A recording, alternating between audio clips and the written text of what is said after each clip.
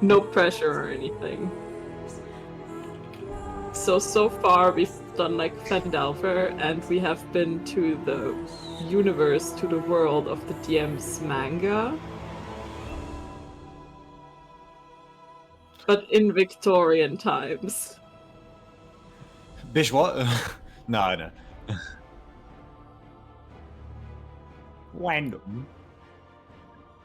Listen, he allows us, which is like we were allowed to train for feats. Oh, okay. Yeah, it's one of Yeah, that's the thing. Yeah. I've heard Yeah. that before. Especially in quite long games, Do you know how my character got the resilient con feat? Just beating the shit out of yourself or poisoning yourself, wasn't it? She went to the tavern and got repeatedly beaten up by Gronk.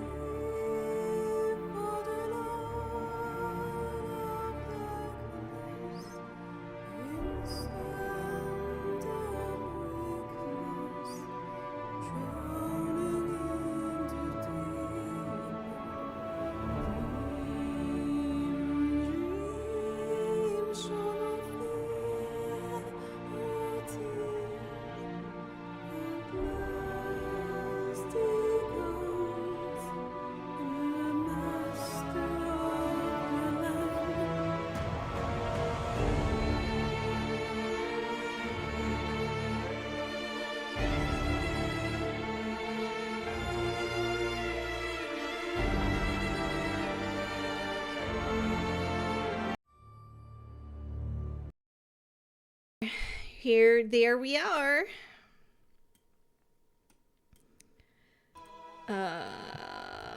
Hi, Musty. Hello, Hamo. Hope you're doing okay. Hope you're doing good. How you be? How you do? How you feel? We're still waiting for Cookie to fix his computer, as you can spy in the Frostmark chat. By the way, join the Frostmark Discord server. So apparently we're still having some computer issues, but we will start as soon as Cookie arrives, and then we will force him to read the what happened last time section. That's his penalty. His punishment. Yes. His penitent. Throw him into the deep end.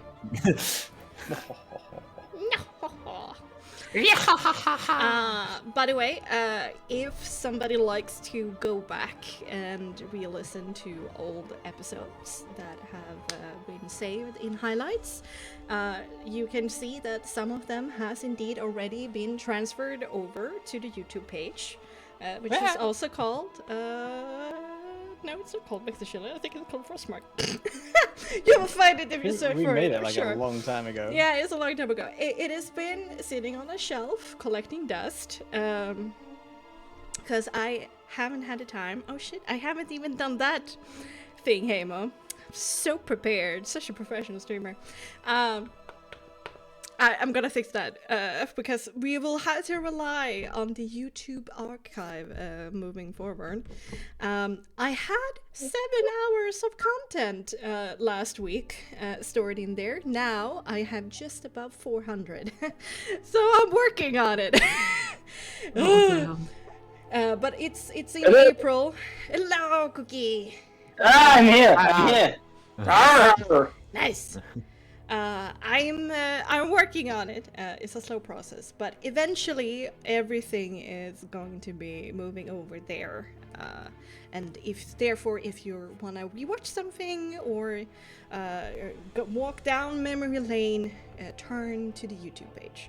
I'm mostly going to keep some select combat channel point scenarios. Because they have copyrighted music that I cannot move to YouTube. Thankfully, I keep these sessions very much in copyright, so that's good. That's good. Yeah, copyright them. So if someone does like a stud, you just sue them Indeed. or something. Yeah. We're online. We're Hi, live. Cookie. Well, Welcome back. what time is it? Oh my god. What time? Yeah. So what are we doing? Remember to follow, subscribe, use your Amazon Prime. Join the cool kids in Discord. That's what time it is. And do you have anything you want to say to the chat before we roll the trailer? meow. Meow. Meow. Meow indeed. Trailer we go. Ba ba ba.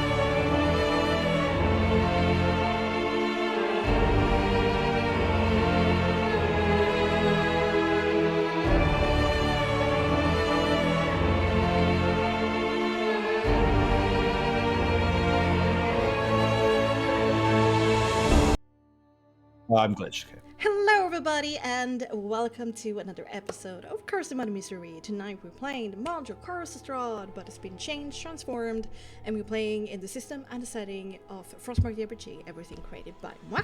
There's a content warning for tonight of bad language, heavy topics, gothic horror, and perhaps some gore. We shall see. But with me, I have a full cast of wonderful people. Lady Lyria, our half-elven magus played by Jules. Welcome.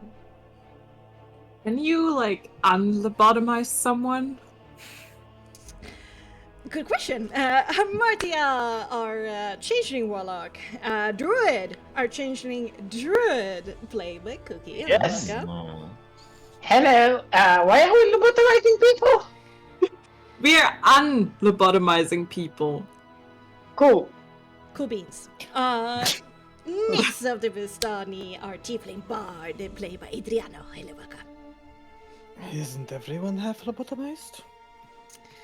Sometimes I wish I was. Jivka! Our undead paladin, played by Weemoo. Hello, welcome. I don't think I can be lobotomized, thankfully. Okay. Shall we try? No. It's for science. Martia, Cookie, what happened last time? I'll tell you exactly what happened last time because I've totally been there. Yes. Hmm.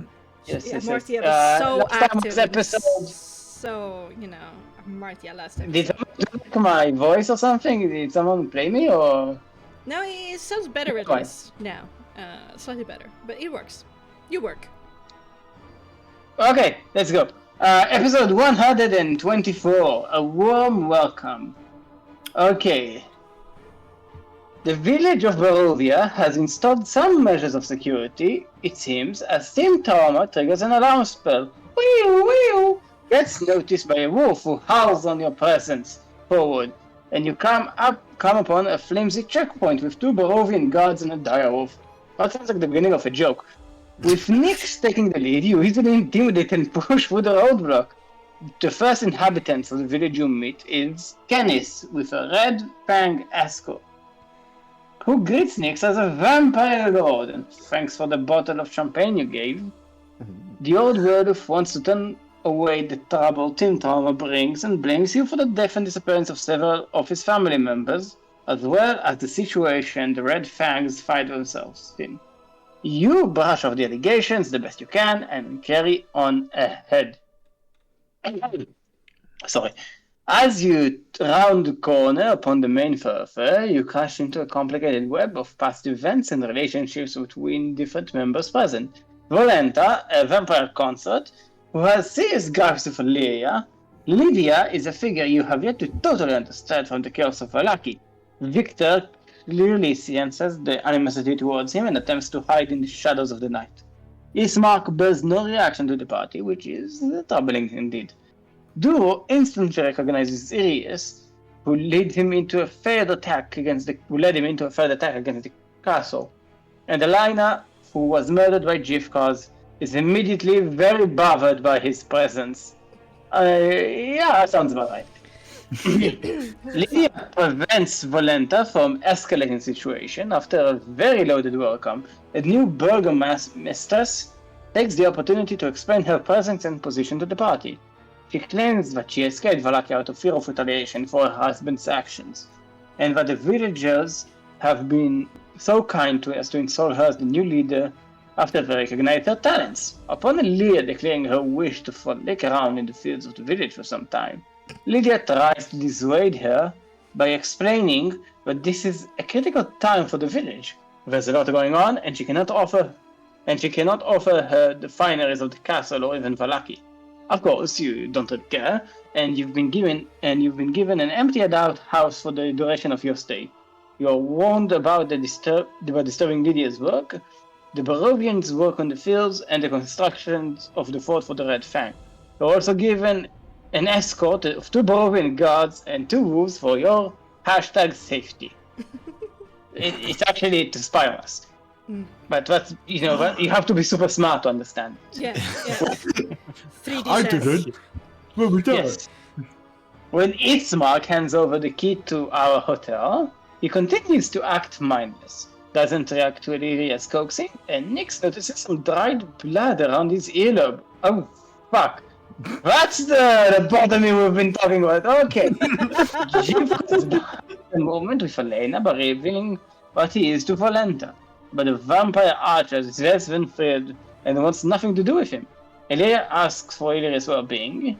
Elias talks again about his history with the village and the attack on the castle.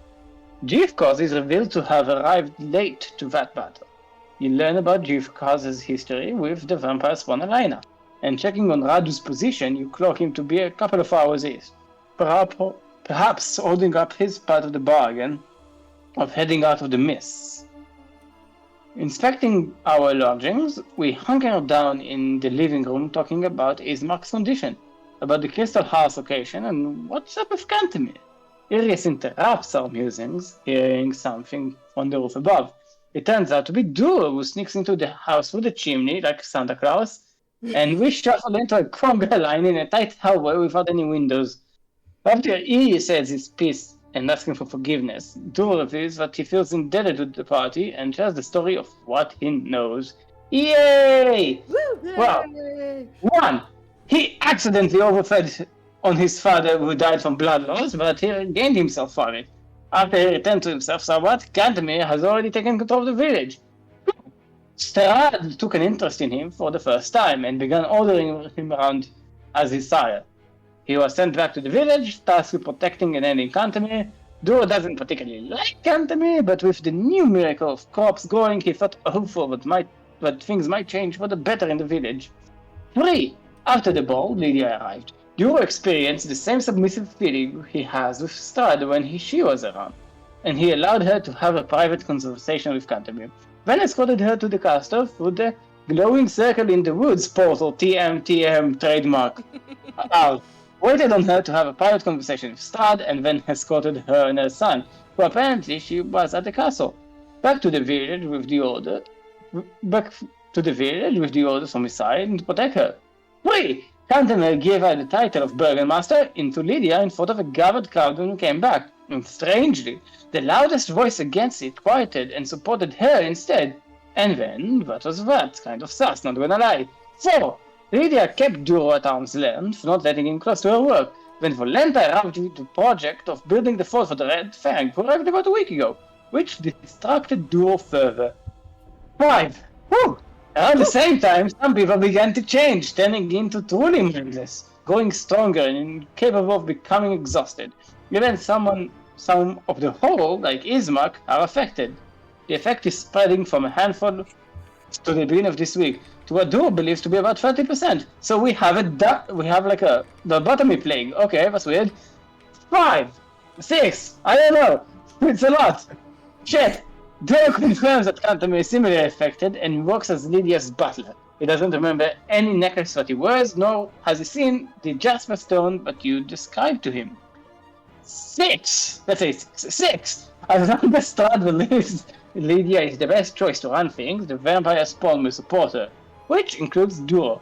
7. The three factions, Lydia, Scanis, and Volenta, had a friction between each other, and it's not entirely clear where the various authorities begin and end. Oh, some infighting. Nice. 8. If they need some goodwill with Lydia, there are several houses where dead bodies have been barricaded in, where strange noises can sometimes be heard from. Lydia wants them to be clear to be usable again. I like strange noises in my dead bodies. That's always a good sign. And finally, Duro believes that if the Red Fang can be befriended enough, they might be able to help, since he believes that they have nothing to do with this and are equally disturbed as he is. But Duro warns against dealing with Volen. After all of that, he asks for our help, and we begin to work out what we believe is an earnest will to help the village. Like Santa, he returns to the chimney, leaving us alone again with our various thoughts and questions, like, why the fuck is there a lobotomy plague and what is making that noise in the dead bodies? The end! Yeah, nice, very good. Also, just so you guys know that Volenta has a vampire spawn entourage of Duro, Alina, somebody named Corina, and a Voron, that has been secretly watching the party from rooftops ever since you arrived. Also important to know. Wait, do we know he's been watching us? Yeah, because Duro Well, we've been told told he is. Yeah. Ah, okay. Yeah, Duro coming in clutch. Yeah. For sure. So fucking real. Yeah. Okay, let's return to where we was. Indeed.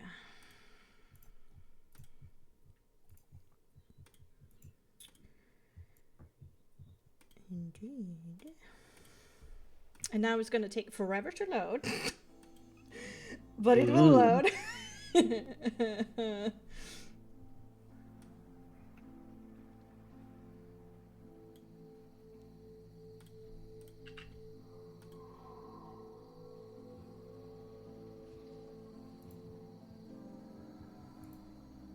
Oh god. Well, 20 is very slow. Yeah, it's a big ass I'm man. gonna refresh. I'm gonna refresh my roll 20. It's not playing bomb with me.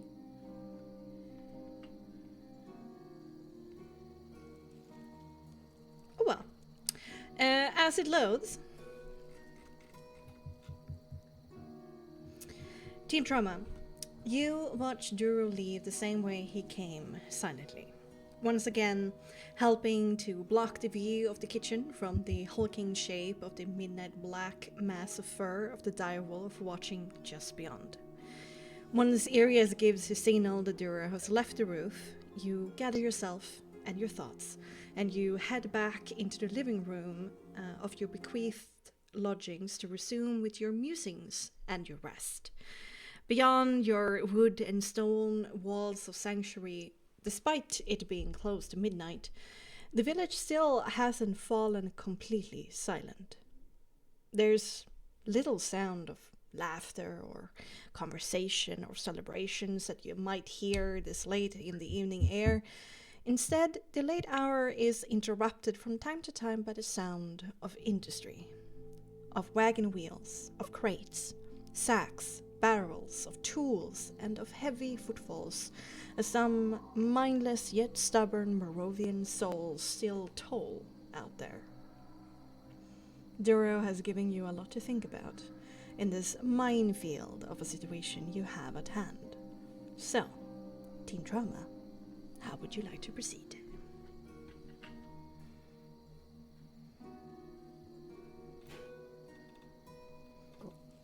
Being all glitchy. First of all, how tired are we? Well, to recap, today's events. Yesterday at midnight, or today, well, early in the morning today, you left Sirpool.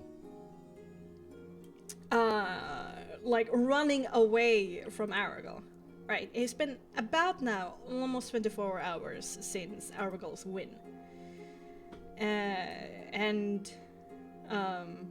You did take a rest in the middle of the day, but you found Erwin Martikov today and traveled the rest of the way to Barovia, and it's like 10, like on the later, close to 11 o'clock in the evening right now.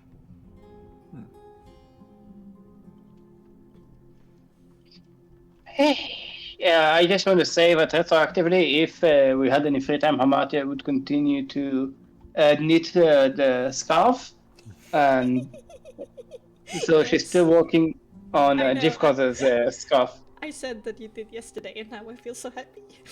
Yay.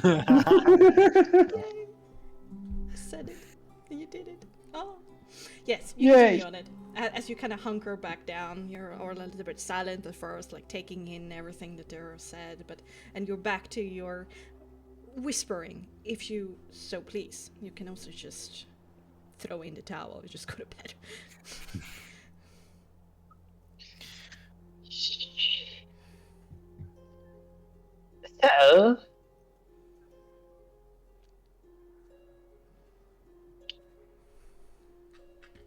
So, what are we looking to do? This is a mess. This is an absolute chaos. I would When do we assume begin? that might be to pit one of the three factions against the other in some way. Except neither likes us particularly. None of the three, yes.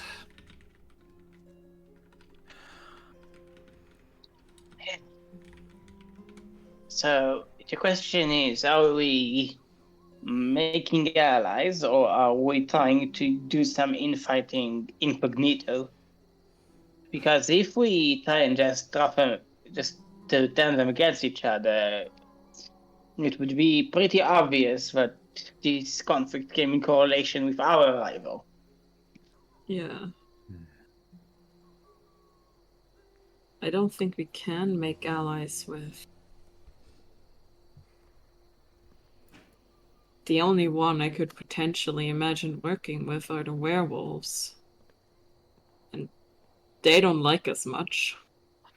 It seems that they do not from past transgressions. Well, I mean, it comes down to it. And that's our only option. Give them what they want. What is it they wish for? Punishment.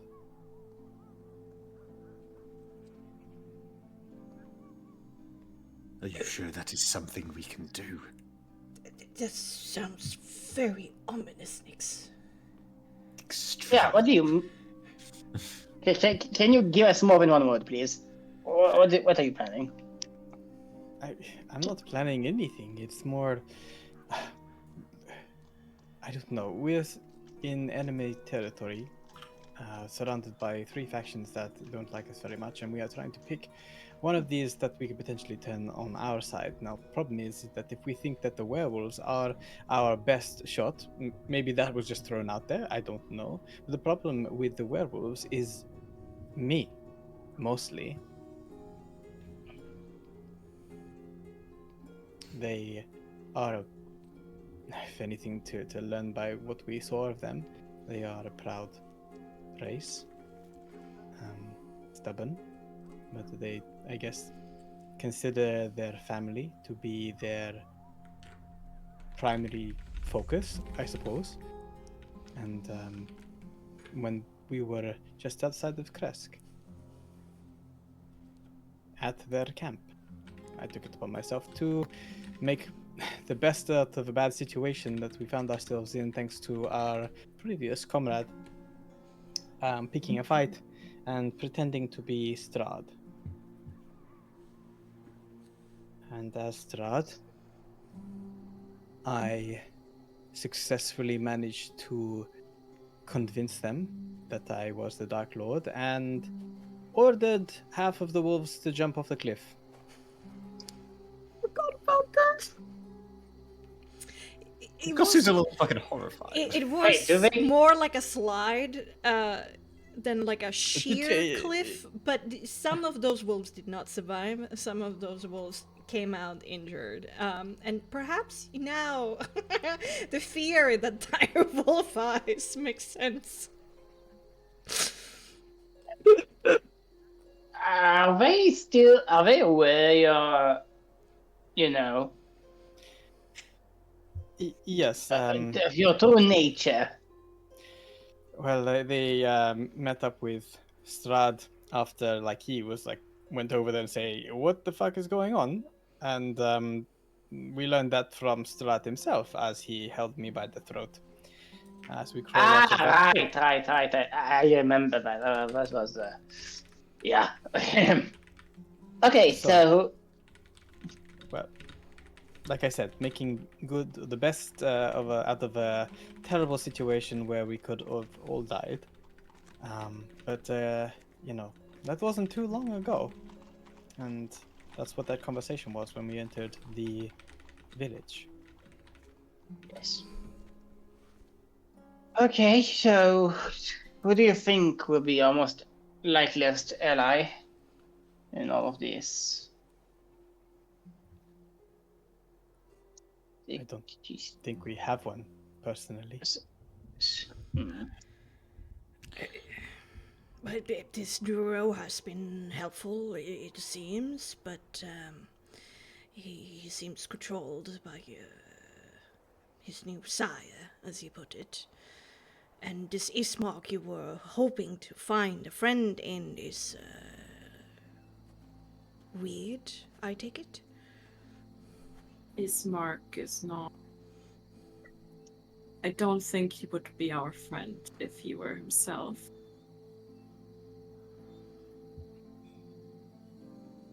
I don't know if this makes it easier or harder. I want to think we can help Ismark and he can properly be angry with us. With me.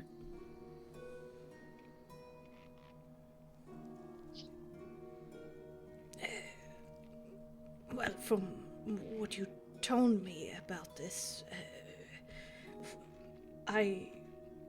of course, he might be grieving, but he cared about this village, no? He was going to be the burgomaster before this can't He be. also cared about his sister.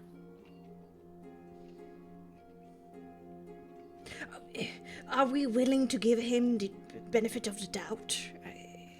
I think there are priorities to this. Sadly, his sister is dead. And unless someone of you is some great cleric of Boreas unable to stop death or halt it for a moment, I don't think there's anything we can do about it. But this village is in peril. His sister is dead because she stood up for me. Yes. Yes, she is. And so is my family. But here I am, trying to do something about it. We need to help Ismark, is what I'm saying. If this lad has the same moral fiber, like an iota of all of you, then he will still be able to help in some capacity, right? Perhaps. We hope so, at least. The problem is that I fear that they may have done something to him to, maybe not be in the same frame of mind in which we parted. Then we must figure out how. Yes, but Whether Duro it said can be it was done. disconcerting. Holes becoming Halvar-like and Halvars acting the most Halvar, or something like that, the words he said. What is the mechanism? It all Without, appeared from Lydia, did it not? Sounds like it. Then perhaps we should look where she tends to be. Perhaps she has the cause, some magic, or the likes. We may try and get close to her to do that, or do it against her back.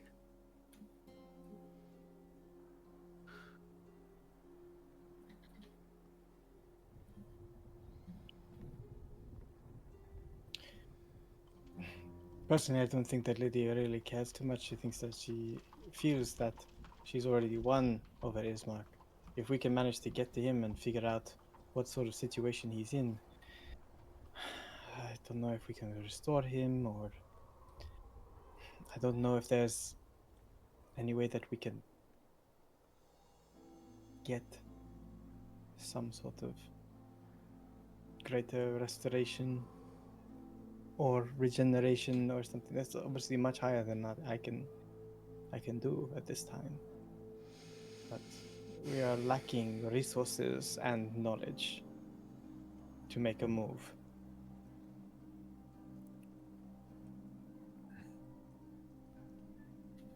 Then what is the shortest route to information?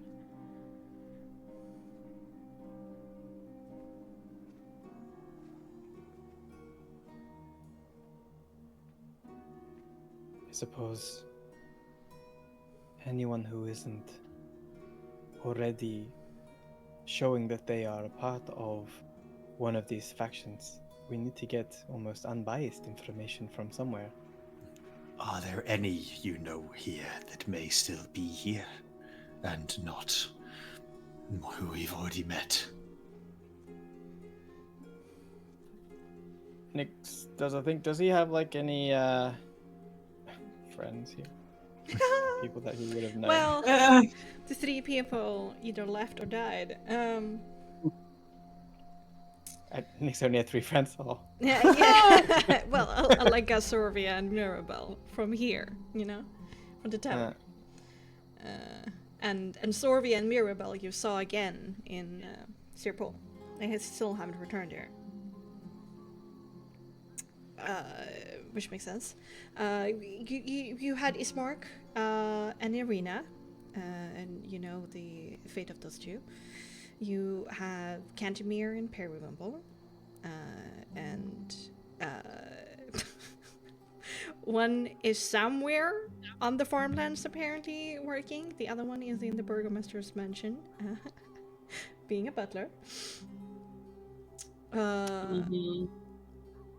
You have the first halver the party saw and learned what it was, or who they were, I should say. They're not an object. Which was Eric, the barkeep, that Ismark pointed out to you. And you saw some of the halver shenanigans for the first time. And then you had Duro and Donovich. And the priest died from Durham you talked to. And you also had Mother Mary, who had her daughter kidnapped or disappeared. And she still hasn't learned what has happened to Gertruda, which you guys saw in the castle. That is very true. Nix would say, look, I don't have that many people here since being exiled. But I do recall when Illyria and I were here last, we met a mother who was distraught about the whereabouts of her daughter. She'd left in the middle of the night or been taken in the middle of the night, and we promised that we'd look into it for her, and this is the first time that we have been back. Thing is that we saw her daughter at Castle Ravenloft. Kind of like a groupie of Strahd. And giving her some information about the whereabouts of her daughter would give her some closure, maybe to the effect that would pit her against Strahd and everything that's going on here in Barovia village. Enough to at least give us some unbiased information. Maybe she's heard about some things going on that we can investigate and do our own research. Rather than just being presented with 3 factions and pick one of them, we decide our fates ourselves. I think that is much more agreeable. But may we visit her without the lying eyes that we have from the wolves and others. I mean, they can track us. They don't have to go into the houses. In fact, they probably won't allow that. But we're gonna have to do our best with these hounds on us.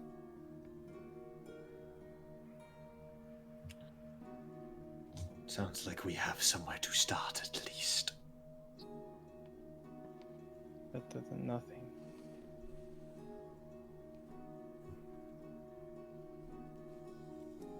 Illyria, what do you think? It's better than nothing. Matian? It's a good start. I do believe that it may be a bit of a stretch, but if we have nothing better that we can think of, then I believe it's the right course of action. We shouldn't get married with this idea. If we find a better opportunity, we should probably take it over this. Of course, this is just like our first foray out into a village that has been besieged by a burgomistress that wasn't meant to be one. Also, I'd like to do a little bit of hunting for a Actual certain hunting. child. Yeah. You see, Nix, when you say things like hunting, we are all immediately suspicious. Again, very ominous. For a certain child. Okay. That's fine. Yes, but if we do that, isn't... I presume you mean Victor that you have been talking a lot of shit about. Isn't he protected by his mother? I mean, perhaps. I mean, if he isn't, I mean, from what I've heard, I mean, hunt away, I guess. But it would be a hostile action. Oh, I know, but can't leave him unpunished. But being her son, he would be close to her, no? He also made a girl believe she's a cat.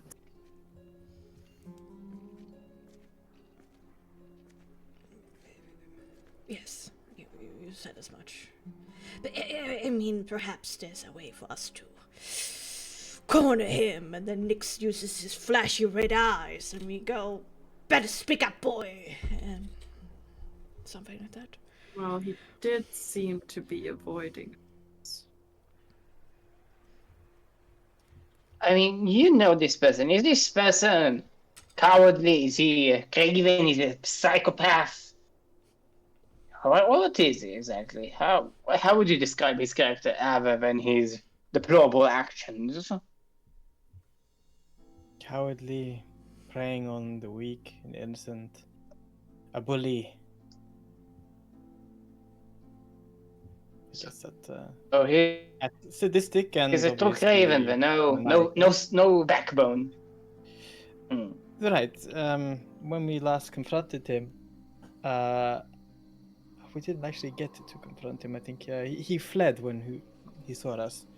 So if he was fleeing from us, he obviously was fearful of his life, and didn't believe in his abilities to protect himself with the very meager magic that he had acquired back then. Now that could have changed since then, but his demeanor and character probably wouldn't have changed in the course of a few weeks.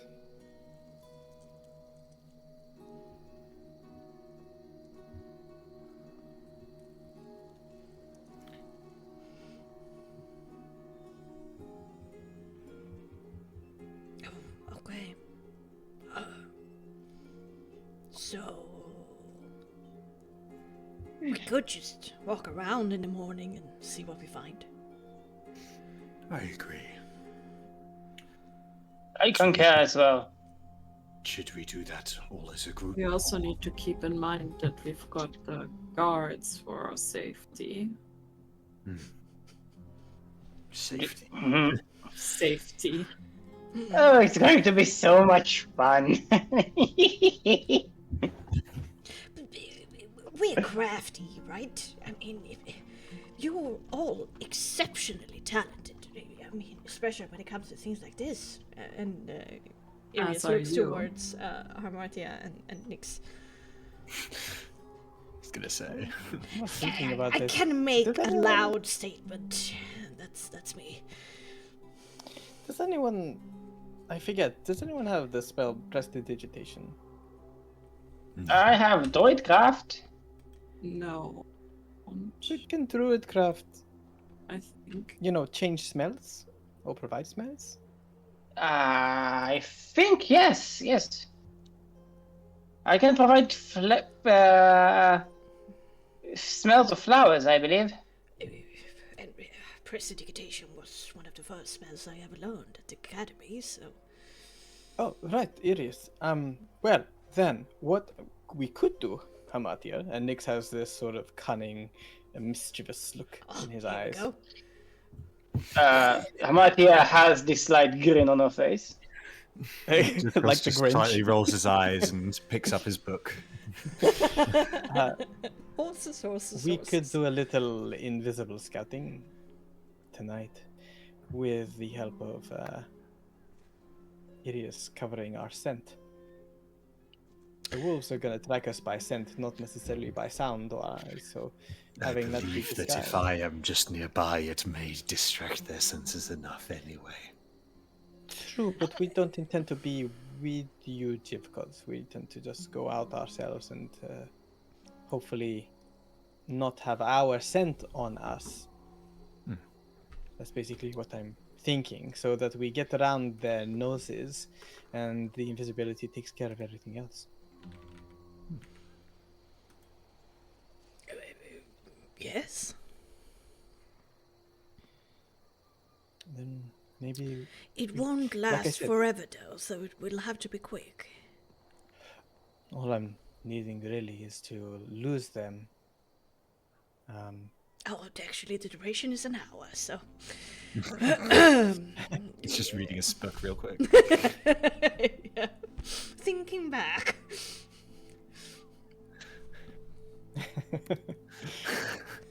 Can you? Yes, it's not a concentration, so we can do that, Hamatir, and we can be free to wander around unseen, unheard, hopefully, and unsmelled. Yes. Yes, that's good. And also, they don't know. I can let Soul scout as well. They don't know, so I pocketed him. I don't think they count for a mark. They will never see me coming. Death on swift winds. I forget how much. Not sure how much Soul can understand as to like the nature of what's going on. I mean, he sees creature, he wants to attack it, right? He's more intelligent than you're giving him credit for, but that's besides the point. Study the art of combat like the General Sun Tzu. I know everything I'm supposed to. Sun Tzu is fucking canon here, apparently. Maybe Soul is just like multi-dimensional rich being or something. Or he's just a dwarf general.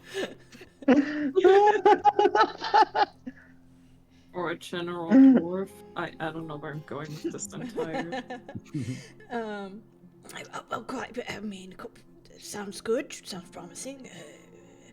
Are you gonna do it this night, or are we gonna do it this morning? Because they're watching the doors, and if a door's open and nothing comes out, well, that would be. Well, do we have a window, maybe? Windows? I'm going to check the window. We're going to look for a window on the ground floor where it might be easier to climb out of, you know? Maybe in the back rooms a little bit? Yeah. Somewhere far away? These are pretty rudimentary, like, dwellings. Having a window that is capable of opening is not always a reality because it would cost more to install. But checking all the windows, the only window that is able to open is the one in the kitchen for odors. That's one Is we it, spent a little bit extra money on.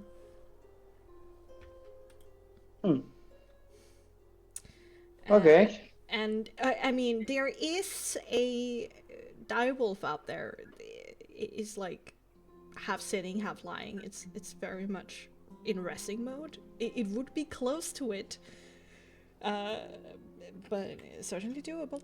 You can certainly try. This is, they covered our exits really well. All in all. But maybe Soul is our chief distraction expert. Maybe, but the thing is, if we use Soul as a distraction, they'll suspect something. Or If we someone wish to else, do this- like Illyria or maybe even Jivkos attempts to like leave another door and cause a distraction or something like this. I mean, it doesn't have to be just us. can be a group Yes. effort. If you all think that this is a good idea, by the way, I mean, I'm just thinking of the. No, I think you're onto something. I suppose I could insist on trying to go for a walk. Late night walk might clear our heads. I understand that there's been a lot going on here, but we've been awake for quite some time. There's been a lot of things going on. We might be stretching ourselves thin. It'd only be for an hour. It's true. Oh well. Then can come do right up this, here, and what would you like to spell like? I mean, smell like Barovia village. Oh, the Bavaria.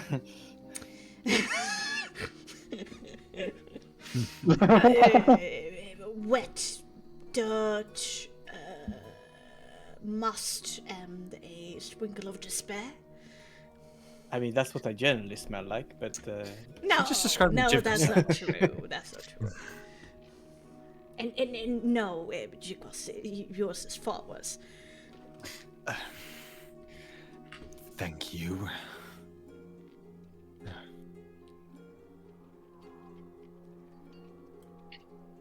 something like this. Well, I will attempt to make you smell very natural. You know? Not like a humanoid, but like wet earth. Yes, something like that. Dirt. Mud. Indeed. Mud. One of the elements. Yes, mud. Huh. He rubs his hands together. His soul mark lights up again, providing shading from below in that whitey bluish light with that undertone of sickly green from his soul mark.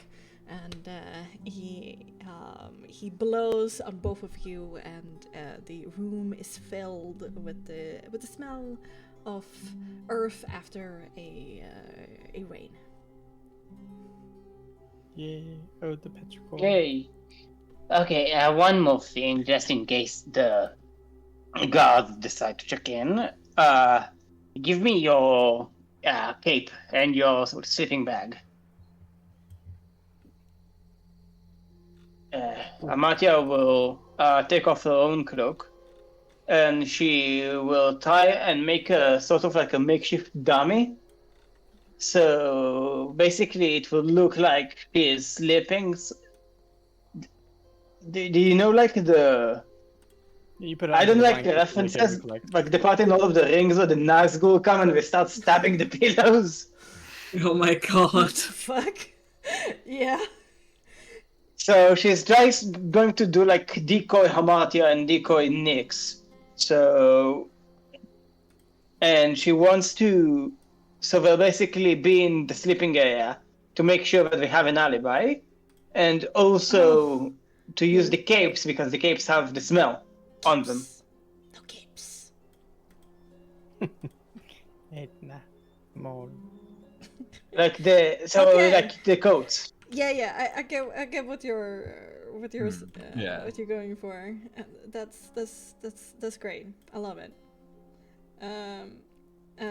Yeah. And you like basically do it on the ground because there's only like one sleeping area here, right?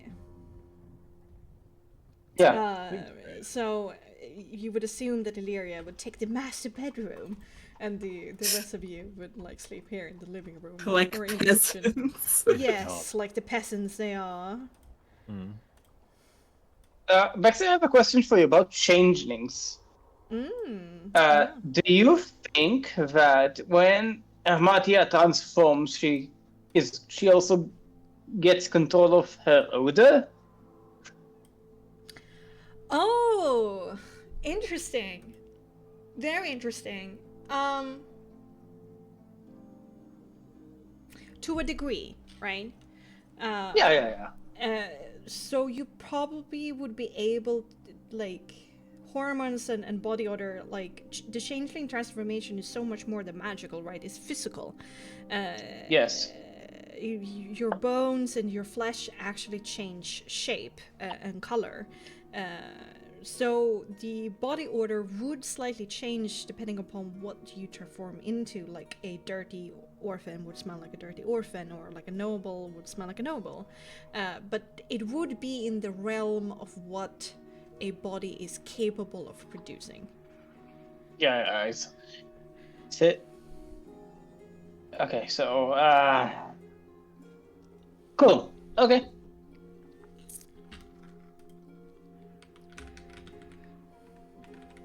Okay, I believe we are ready to scout ahead then, maybe. What are we looking for in terms of targets? What would we have 1 hour to gather intel? I suppose just a scenic walk through the village won't be enough. I guess we're trying to pick up any intel, look through windows, any people out and about, having conversations, things like this. Also, like where there may be strongholds or where the fortifications that have been built that I am unaware of since leaving.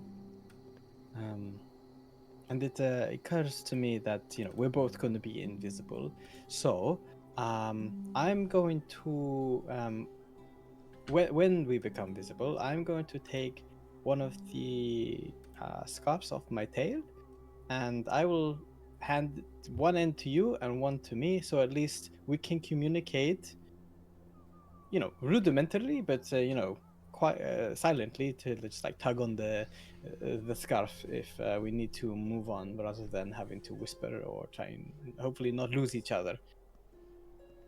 That makes a lot of sense. That's a good idea. Yes. Amazing, as I said, you are amazingly tricksy. Yeah, learned a lot of things along the way. Then let's do it. Yes. We.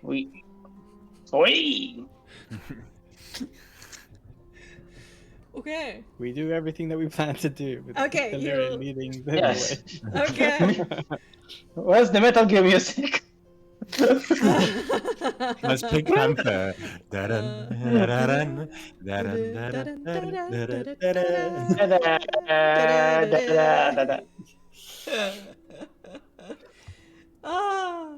Okay, back to this.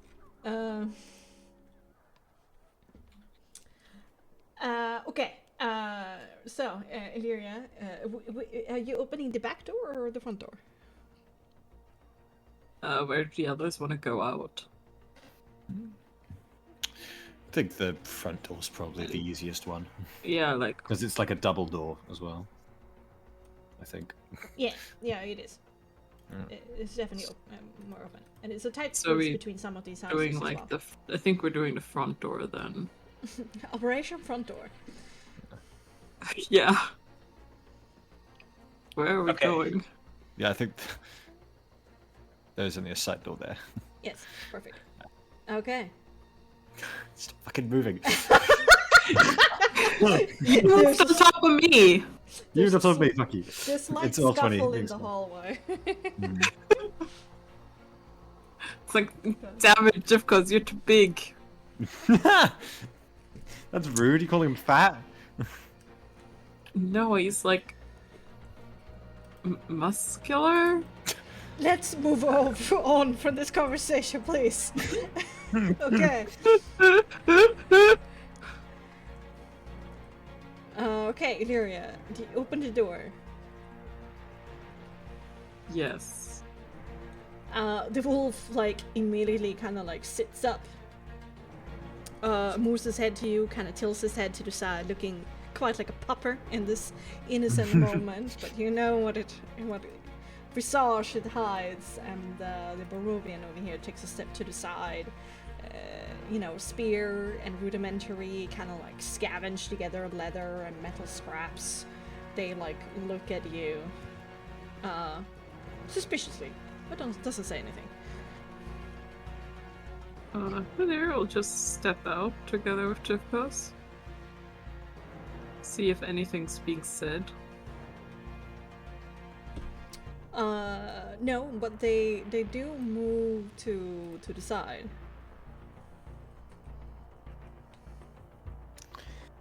Of course, is going to act as basically a bodyguard, quotation marks. Like in a way where like they wouldn't let us pass, or can I let us so just walk Like off? give you space. Actually.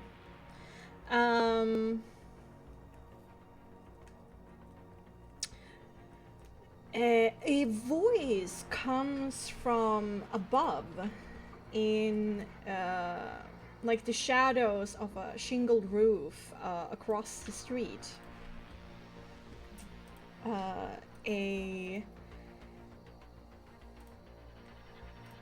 like pale blue tiefling like leans out of the shadows into kind of like the outer edge of your dark vision, and goes, "Psh, hey, I mean, you're not this hour, really?"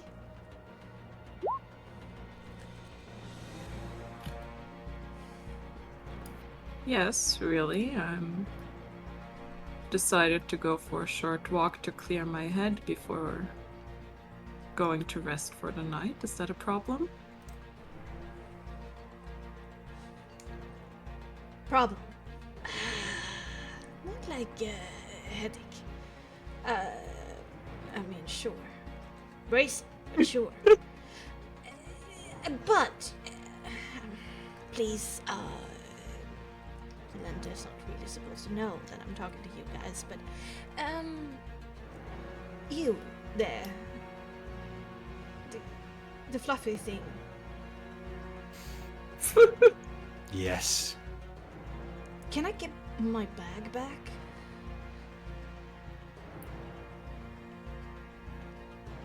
Looks a bit confused, just... Bag? Yeah, that leather satchel. Back there. It has my initials on it, so, I mean, it says VT there, as me. You died in the mansion. Very interesting that you were able to find it. I, wouldn't want to be there. Speaking from experience. You died there. Yep, those spikes did me in. But then my body was, like, given to the castle, I think, and here I am. But my bag was left there in that pit. And I would like it back, please. Sentimental value and all of that. Did you touch my stuff? Not to my remembrance, no. But Well, that's stupid there was of you. not much in it anyway. Oh, wow. Okay. Not of interest to me, but here. And he'll step forward. He'll actually just sort of take it off his quite broad shoulders and just sort of hold it out in one hand. Oh, he's still, like, up there on the roof. Oh, well, I'll just sort of like underarm chuck it up there then. He's like sitting like kind of like squatting on the edge with like his hands resting on his knees with his hands out, and he's being very like Italian with his hands, but he still like rests on his knees as he does these gestures. He's Italian and Slavic. Oh no. Like they're very animated. Yugoslavia, His hands. Yeah. Albanian. Oh god. But Oh, God. the hands still like most of them still rest on his knees, and it's just his like his wrists that move from side to side, and he can like Well, cocks very his head obviously, to the side. underarm throw it up to him. Sweet, my dude. It's very kind of you. Unexpected. Kindness is not something that everyone has forgotten here.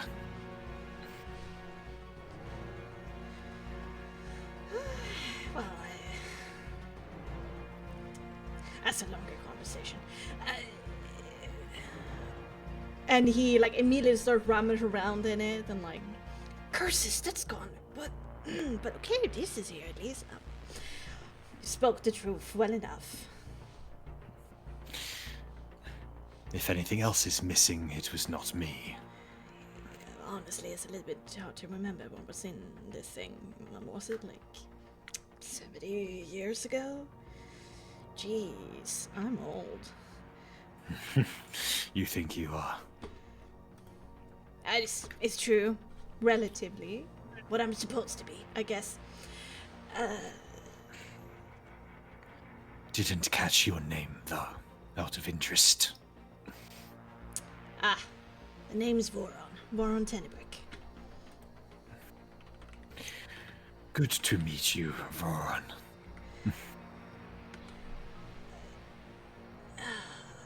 I guess, likewise, considering everything, I will see a lot of you, but you won't see a lot of me. The coming hours, I think, for as long as you remain here. But I won't forget this. I can't really promise anything. I mean, I like my skin being where it is, intact. But I will try. Of course. Good night, Voron. Good night. The day is starting. Close enough. Going about your business. But, you know, nothing naughty. Well, I will have to report, you know. Can't do anything about that, you know, hands tied and everything. Totally. Totally. Hey, if it was up to me, I would be in a warm crypt.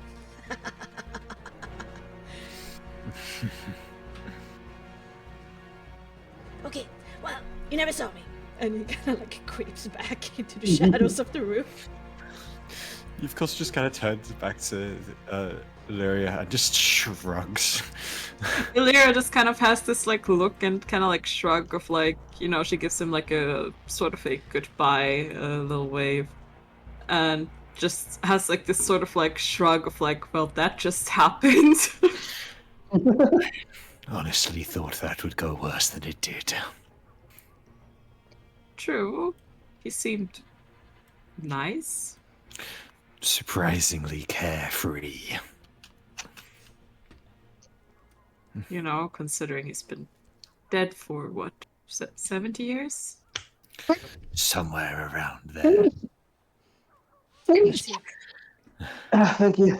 Glorious Which business. way, my lady? Well, shall we?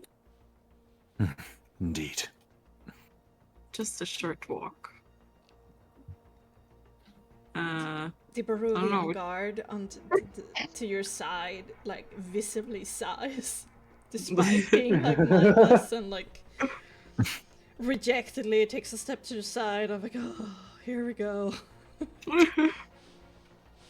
Illyria, well, which direction do we want to go? You tell me. Probably west, because that goes to a more open area. Yeah, she's just gonna take off west with Jifkos. Me, as someone who doesn't like to trouble people, feels so bad about this. Embrace just your noble status. Do it. He kind of eyes the Barovian, but more to tell Look, them we- they are we- real or a like- Hava. We all know that Illyria does not give a fuck about her noble status. The guard kind of like looks at you extremely evenly. It's hard to tell, but so far your money is on the Halvar side than the opposite. Okay. Shall we head back to where we came, or should we head? Let's explore, I think. Exciting. Yeah. Also, then we don't want to run into the fucking werewolves again. Just You watch do me. spy a little pony through a window in like a stable kind of building. And like a workshop, a wood workshop where somebody is like actively working at midnight in the evening. Just sawing away. They do have work ethic, if you can call it that. Okay, this music is too intense. Sorry to say. Yeah. But also, this house that you walk past right here has crude barification on this door. Like several wooden boards have been hammered into like the wood on both sides of the door. And each window, it doesn't have many windows, this little hovel, but each window that it has is heavily barricaded and boarded up.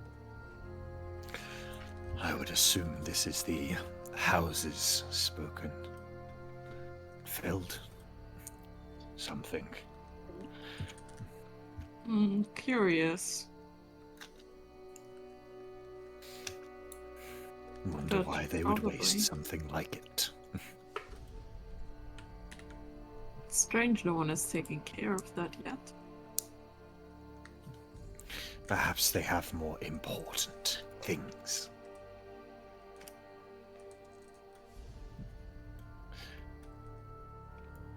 Oh, dear God. Like, What? what?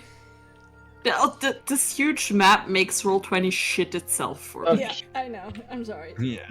It was the best way It's to do cool this. as fuck, though. I've never seen a Yeah, map. it's- I stole it. very It's not cool. mine. It's not mine. I stole it.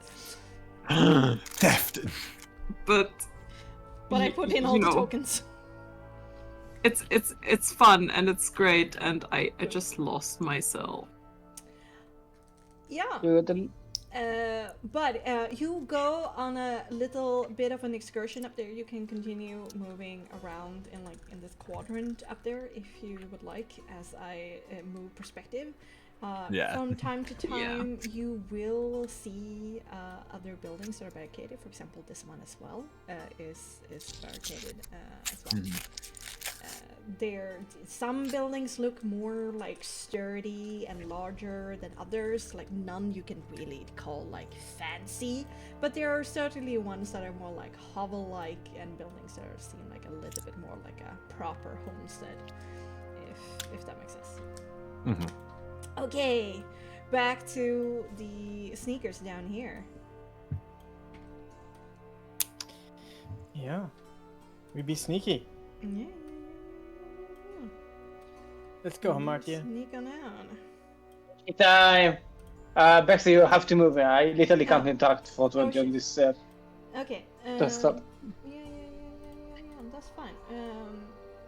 Nix, do you still have control of Martia's token? No. Adrian? No. Okay. I will give you temporarily control of the token, if that's possible. Let's see. Then you can move both of you around. Because you're attached. Anyway. Yeah. There we go.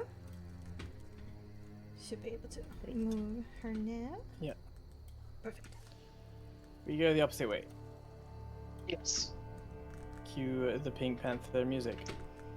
Da-dum, da-dum. Da-da-da-da-da. I think it's easier actually to use the keyboard than it is to use the mouse. That's fair. That's fair indeed. Okay, let's see what you guys are seeing. So, I mean, basically what we're gonna do is be nosy little bastards and like look through windows, see if we can find any interesting things or people inside that are of specific like particular note. If there are people outside having conversations. Yeah. that sort of thing. If you do move back a little bit,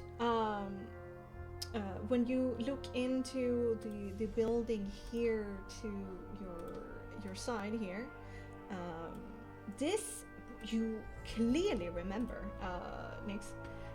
This is Bildroth Mercantile. The shop where you met Cantemir and negotiated for the price of the wagon. Can I write on the map? Yes, yes, of course you may. Yes. Sure.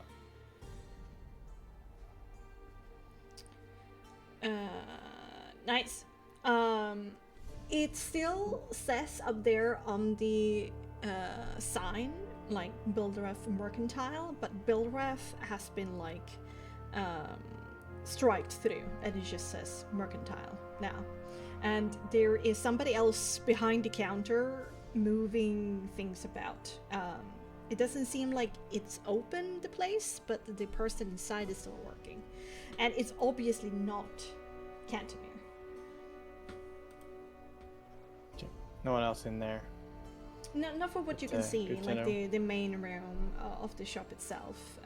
It seems, well, it wasn't really well stocked to begin with, but it's not like much have changed. Some things have been moved around, right? Also, the big ass black spot you walked past over here, like the big open space here. That's the location of the burned down tavern. All right. The run by Alenka Sorian Mirabel, and it seems like the fire caught onto other buildings that were close to it, and they burned down in kind. Some of the houses that still stand here bears some like remains, charred remains, like close to the epicenter, but still stands. And there's been no attempt to rebuild it for now. It's just been cleared of debris, obviously, and it's just like a black scar in the middle of the town.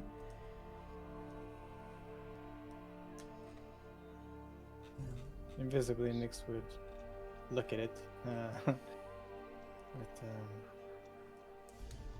Got a mission to deal with. This is such a big map. Mm-hmm. You hear the voice of somebody muttering a little bit to the south, and footsteps walking. There are sometimes like people moving on about, but this is a larger group that you certainly pay attention to when you see who it is.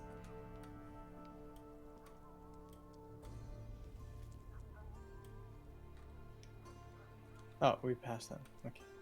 But yeah, they're coming up. I'm moving them up as they walk. You can see Victor. Make me a perception intelligence.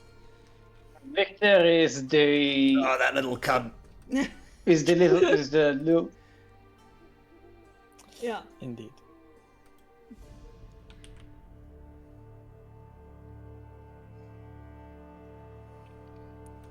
Being all emo with his hair.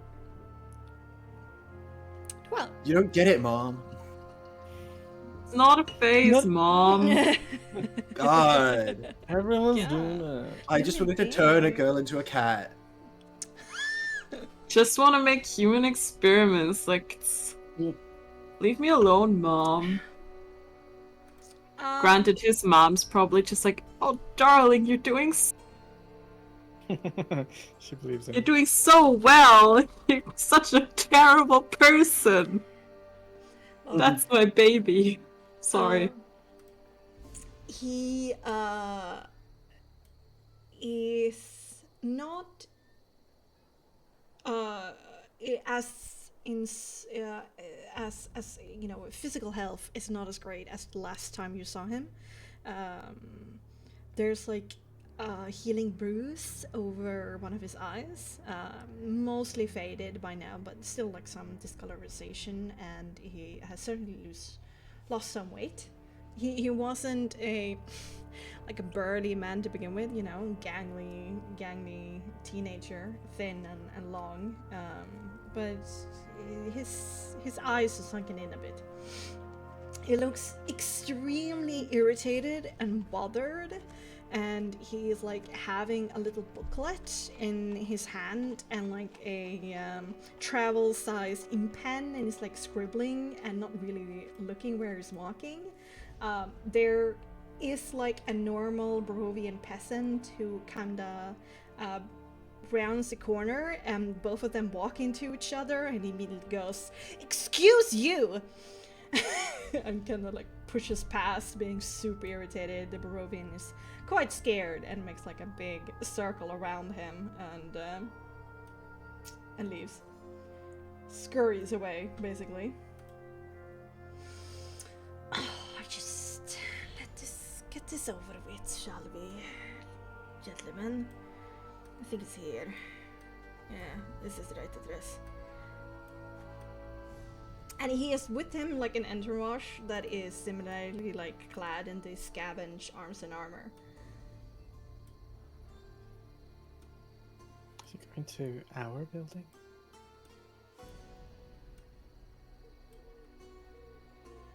Oh, where are they headed? We follow. Yes, we follow him sneakily.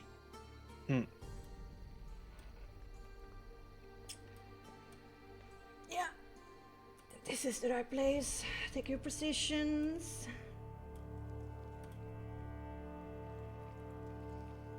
All right. Mr. Markovich, do the thing, please. One of the guards move up and starts banging loudly on the door. Boom, boom, boom, boom. You know? You can hear some scurrying inside, and when nothing happens immediately, again, I really want to be in bed and I need to recast the stupid alarm spell, please. And another boom, boom, boom, boom, boom. And then finally, a very hassled, like tousled looking bed hair in pajamas looking middle-aged fellow opens up the door a tiny crack, and immediately the lackey that Victor has brought rips open the door to its fullest, almost like pushes the hinges out, like destroying the door completely. A natural kind of sudden like burst of strength, and there's a bit of a yelp, a gasp for sure, and the 4 guards that he has with him immediately stream into the house. It's so tight here for me to move some of these tokens, so I'm just explaining what's happening at this point. And he like push into the building, and immediately this middle-aged guy is like, "What's the meaning of this? Mr. Volakovich, we haven't done anything. What is happening?" Don't worry, please. Keep it down. People are still sleeping around here. You have been selected for a prize for your wondrous talents and capabilities. In the name of my mother, Lydia the Burgomaster, we are hereby asking you to come with us, and you will receive this prize for your talents and such. Yes. With him, there seems to be like 2 younger workers in there, and looking through some windows, you see some. This is actually the house that was close to yours in your backyard, and you could see through a window like a big as loom in there. So this seems to be some kind of a weaver operation / homestead. And 2 younger workers, also dressed in pajamas, are kind of like pushed out as well. Each of them are held, basically manacled by one of these 3 guards, whilst the one in the center, this Mr. Markovich, seems to be like ordering his other 3 people around underneath Victor.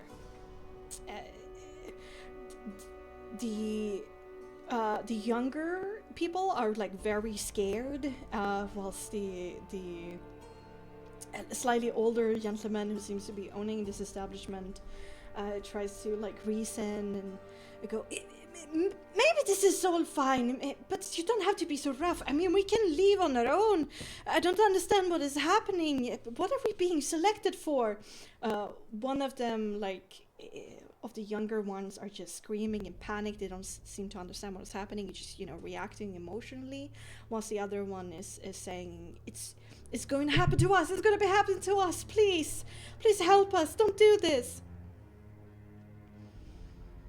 And then Victor gets a little bit angry after a few times of telling them to keep their voices down, and he flashes his soul mark, and he casts mass suggestion and tells them to just please calm down for a moment. Just quiet. Follow. Please. And you will make my night so much easier. Thank you. Okay, now. Let's move them. Come on, we don't have all night. And, pretty orderly, everyone has stopped talking at this point, either under the influence of Victor's authority or his spell, and they kind of file out on cue, moving towards you.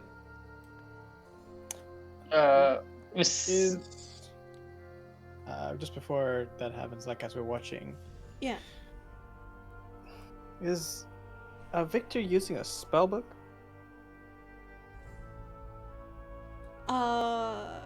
Not during the casting of the spell, no. Does he have a focus? How is he casting mass suggestion? Because it's it requires. Yeah, it's a powerful spell, for sure. I mean, it's verbal component. It's only verbal, I suppose, but he has a soul mark. Okay, fair enough. He doesn't have anything that he needs to hold up or anything like that. Wait, but no, he needs to be able to have something in his hand to channel. No, the soul mark replaces the need to for the whole thing with D&D, that you need some kind of symbol or something like that. No, it's not. The soul mark replaces that need. Right. I think you haven't seen Victor cast magic in the past. It's only been implied. Something underneath his clothes light up, so this soul mark is definitely hidden, and it lights up in this pinkish violet color. I always figured he's a blue kind of guy, or green. Yeah. I don't get it. just color theory. And silently, personality. Yeah. Silently, they begin marching out of there. As I said, either affected by the magic of the spell, or just doing what Victor says. We follow. Do we follow, Hamashi? Yes. We follow. Yes. We have to see what's going on.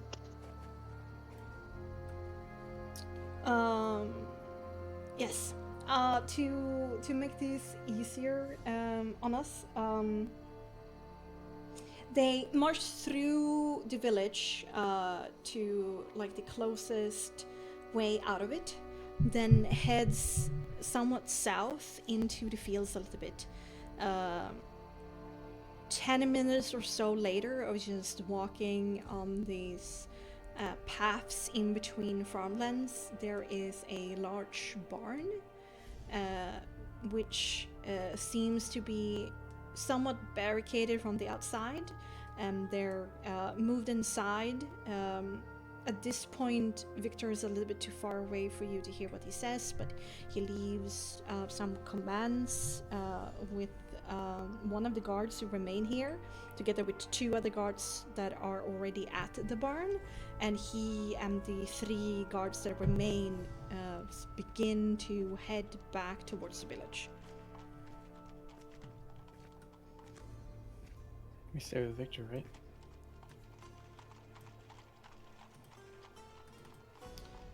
You continue to follow Victor with the 3 guards? Yep. Yeah, okay. Alright. Let me do this and that and this. And I will put you on the map. And you walk back 10 minutes at this point. You're like 25 plus minutes into, closer to 30, in your Invisibility. yes, indeed. And I will move you to where you enter the map again, because it takes a different path coming back. And he seems secure of where he is going, like he has been here before, or moved about this space around the village. So he seems, even though it's like in the middle of the night, he seems pretty safe and confident where he works. And then I will catch the 2 of you.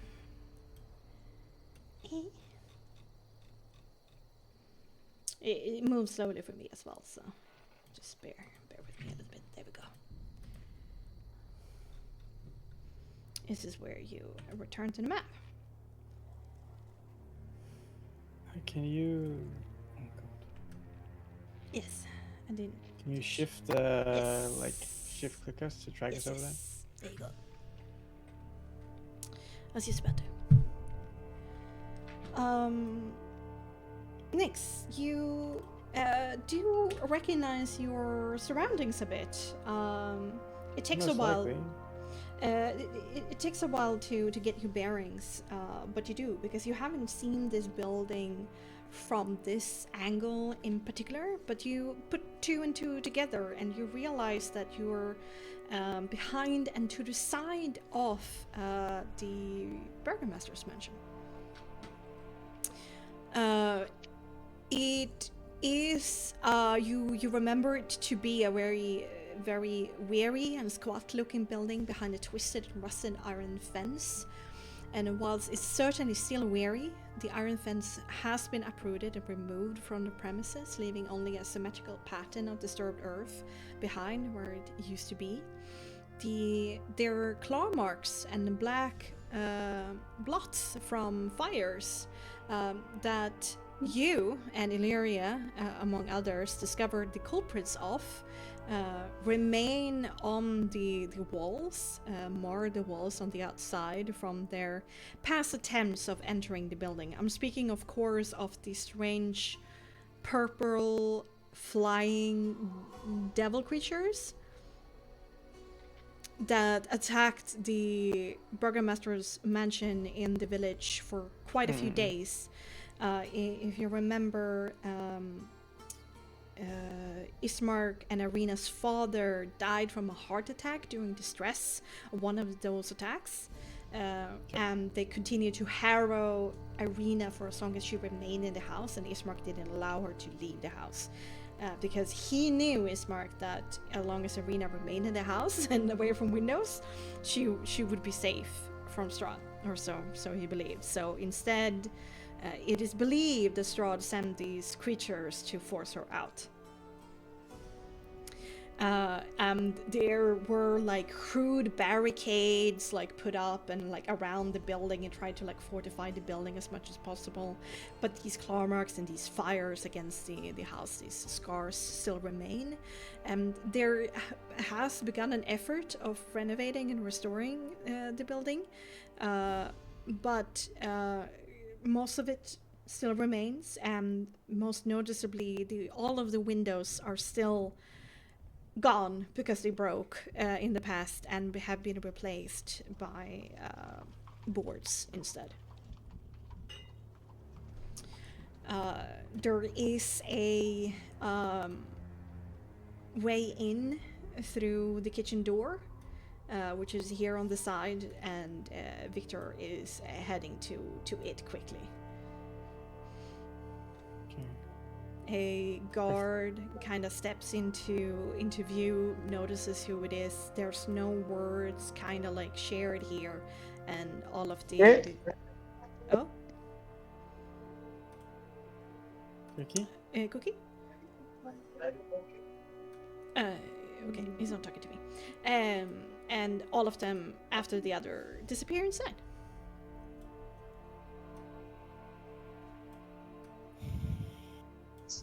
It's from my recollection, it's like a 1-story building, right? No, it was 2-story. 2-story. I guess we're not gonna go inside, but we're gonna like look through some windows. Yes. To remind you what you remember from the manor, all of the windows were broken by the creatures attacking the manor, and they have not been replaced. Still, like, these boards remain. Sure, but either like we're trying to find one with like a crack in it, or are they perfectly put up on the windows? I think Ismark did a pretty overzealous job of trying to keep Arena as safe as possible, and so whenever the sun came up, he was adamant of making sure that these protections were as stable as they could. So I would say, you know, because of Ismark, there is hardly anything towards that end. He did a really good job. Okay. Then I guess we will do a once around to see if there are any weaknesses or like strengths of like where people are, like if there's higher population of like guards or something somewhere. There's a chimney, what you walk, beside. There's a little outhouse there, and like a guard, like half asleep, half awake, like keeping check on the backside. There was a guard guarding the kitchen door.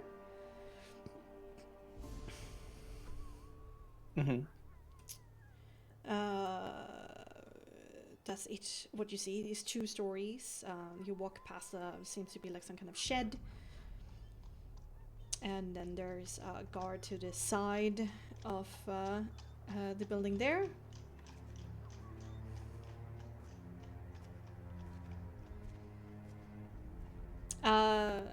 This black area to your left is the secret top floor of the Burger Mansion. It's still like normal grass out there and stuff like that, but it's just where I hide the top floor of the Burger Master Mansion. Okay. Instead of having to move us into a different map. Yes. At this point here, you can faintly see in this direction some fires up on a hill in between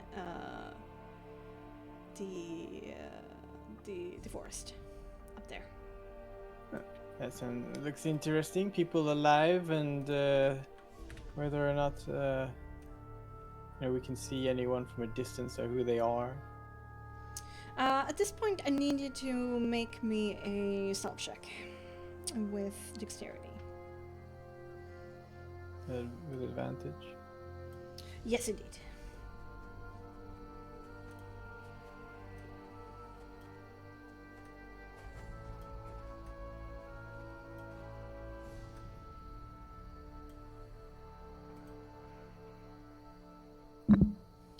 Dirty 20.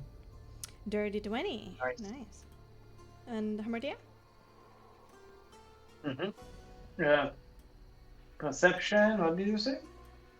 Stealth. Stealth dexterity. Stealthy. Right.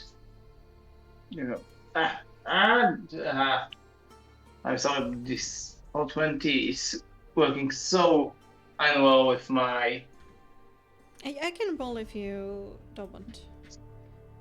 If you No, can. it's good, it's good. Just one moment. You do so with advantage also. Nice.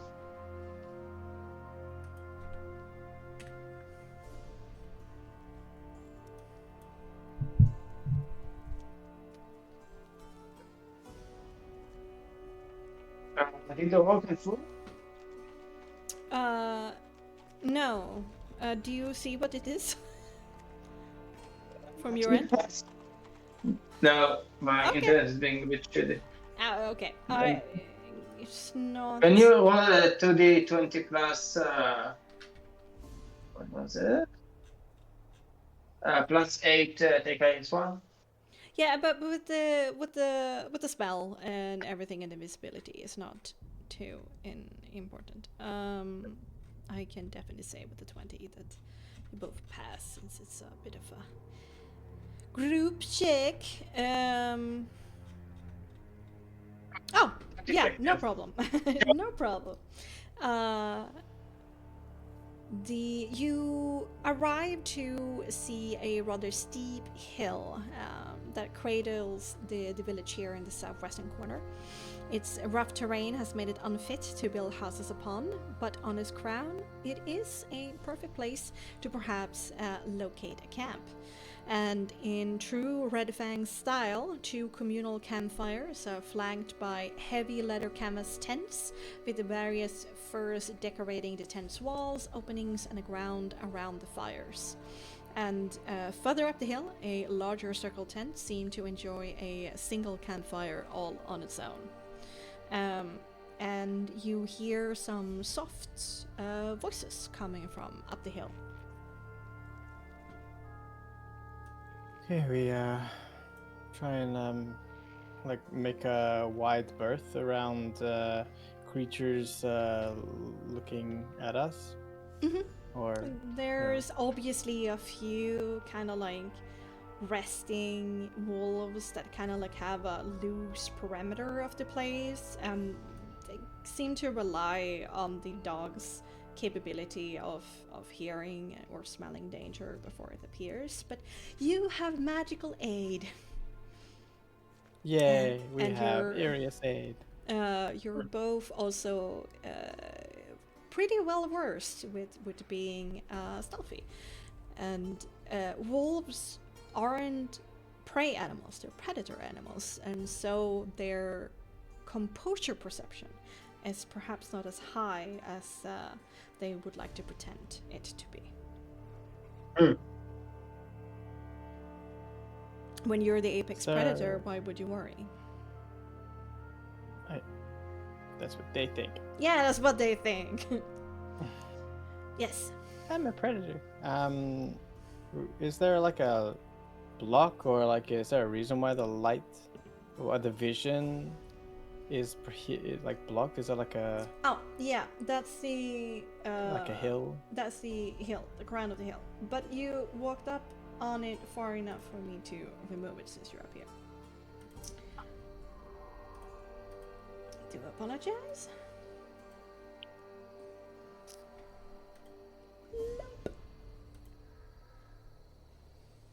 Okay. I guess are we within earshot of what the group may be talking about, or if they're not talking, or just like to hear their voices? You do hear soft voices. In general, you hear and you remember Vincentia. You've butted heads with her a little bit in the past. You know, the old redhead who was very adamant of keeping the little pups safe. New art. Yes, indeed. New art for her is a little bit clearer. Great. She is sitting with members of the pack that you remember. 2 of them are still in werewolf form. Actually, make me a quick intelligence check for those 2. This person over here. And this person over here. Okay. Solid 3. You didn't really care. Vincentia is complaining about your presence in the village and is very worried about what is going to happen with you guys here. In the other fire seems to be a little bit more quiet. The lower here, and you see one of the runaway orphans that still remained with the pack that had been turned into a werewolf, Hans, together with Felix, who also remain with the pack, who you remember from, of course, the orphanage, who was afflicted by that strange shadow creature that Asphoda saved. And then he was kidnapped by the wolves. Because Asphoda moved her and Jessica out to the fishing village further north up the shore of Lake Sarovich. And then the werewolves attacked and Felix was kidnapped, turned into a werewolf, but actually didn't immediately ask Asphoda for help and has remained with the pack ever since then. There's some light banter between him and Hans, and they seem to have a half animosity, half brotherly kind of competitive relationship.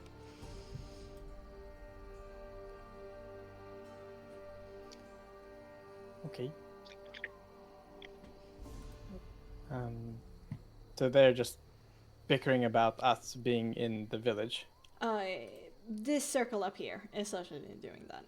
The circle down here is not talking about that. It's just general stuff.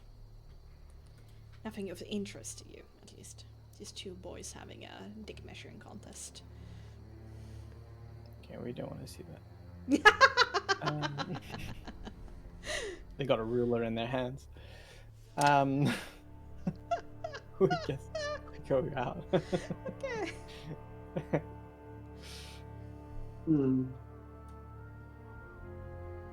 I think it's probably at this time we feel like our invisibility is likely soon wearing out. Yeah, you're not entirely sure, but you're definitely on the home stretch at this point.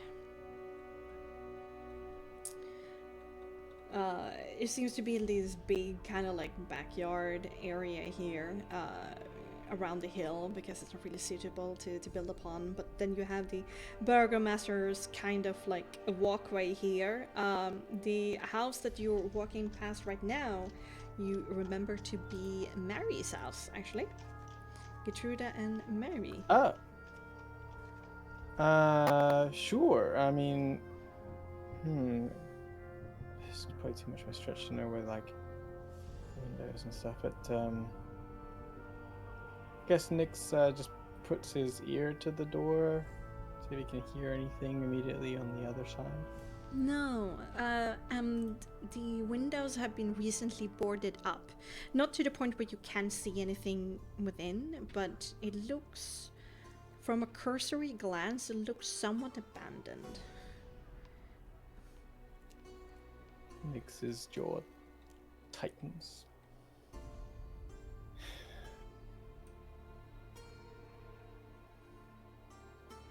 And then we're back to the shop. Mm-hmm. And then back to the main square.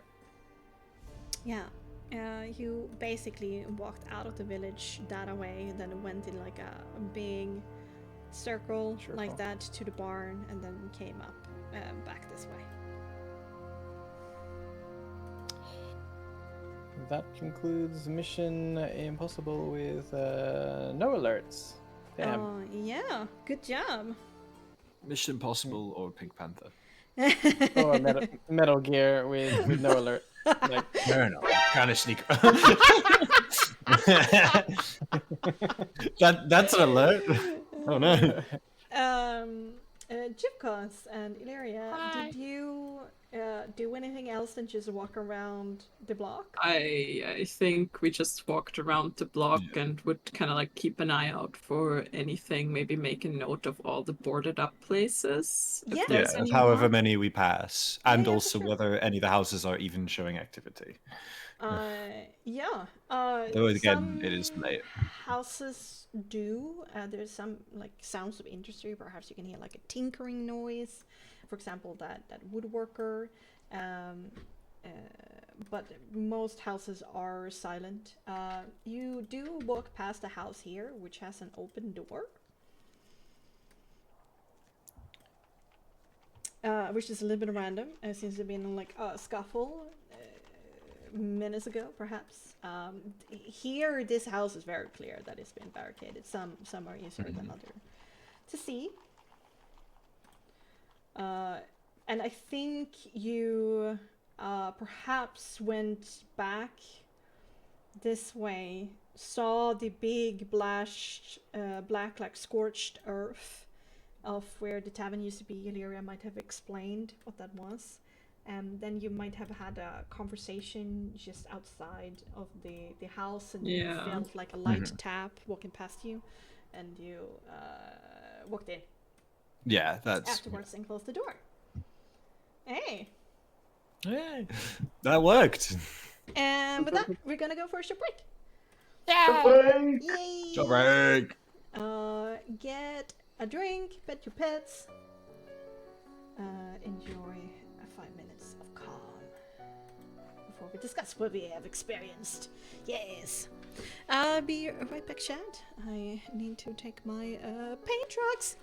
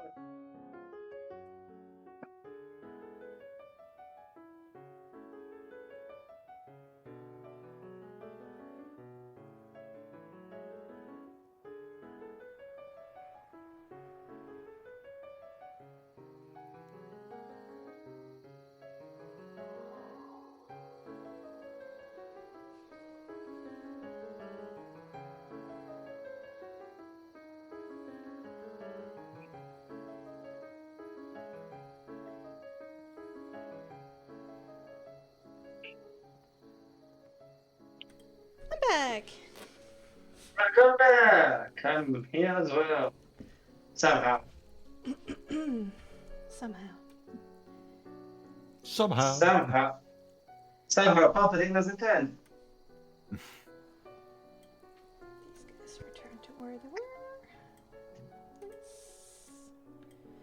Nice. Should I go get hot chocolate? Or, well, hot cocoa. It's probably too late for that. Depends. Is Adrian back? Oh? You have an undisclosed amount of time if you want to go. It'll be like 3 minutes. Okay, and that might be actually stretching it then. Because we don't have as much time tonight. I plan on wrapping it up in an hour. Yes, Don't I've wanna done. go. Yeah, I Hour? wanna go. Oh shit, yeah. Yeah, I don't want to overstay for Cookie. Yeah. Yeah. Yeah. What you munching on? Cookies. What? No, Cookie! Run away! Nom nom nom nom nom nom nom nom nom nom. I wish I had more snacks, but I forgot to buy as many this week. Are you a snacker? Yes, very much so. I snack With far too conviction. much. Yeah, Yes. but I also love to cook food, so Ah, yeah. nice. I don't eat Balance many out. pre-prepared things. Do you make any snacks? No, but I've been tempted to. Okay. I don't even want to get into baking, but I have a really shitty Too much electric oven. chemistry. Okay. But I mean, you can do like cooking snacks for sure. Yeah. Yeah. Oh, I need to look into it more, to be honest. Yeah, about like just snacky stuff. It's more balancing cooking time in with everything else that I do being a nerd, and then everything that I do being a university student. Fair. Very fair. Timing gets hard. Yeah. Yeah. Being a university student is like. Yeah.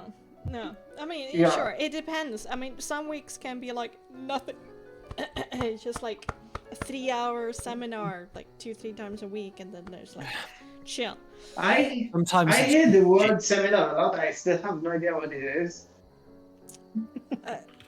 A seminar is like a long lecture in a university setting with like a professor. This is a seminar. What is it? It's like a fancy lecture. A fancy way of saying lecture. Oh, okay. Because like professors in lectures always say, yeah, I don't want to go into this topic. It's more fit for my syllabus. Okay. I find there's more shit of like professors just reading information off of PowerPoints instead of actually trying to teach you it. What are you studying? Mechanical engineering. Jesus. Alright. That's not my wheelhouse. So in the context of what I'm studying, which is archaeology, seminars are usually into more like niche topics.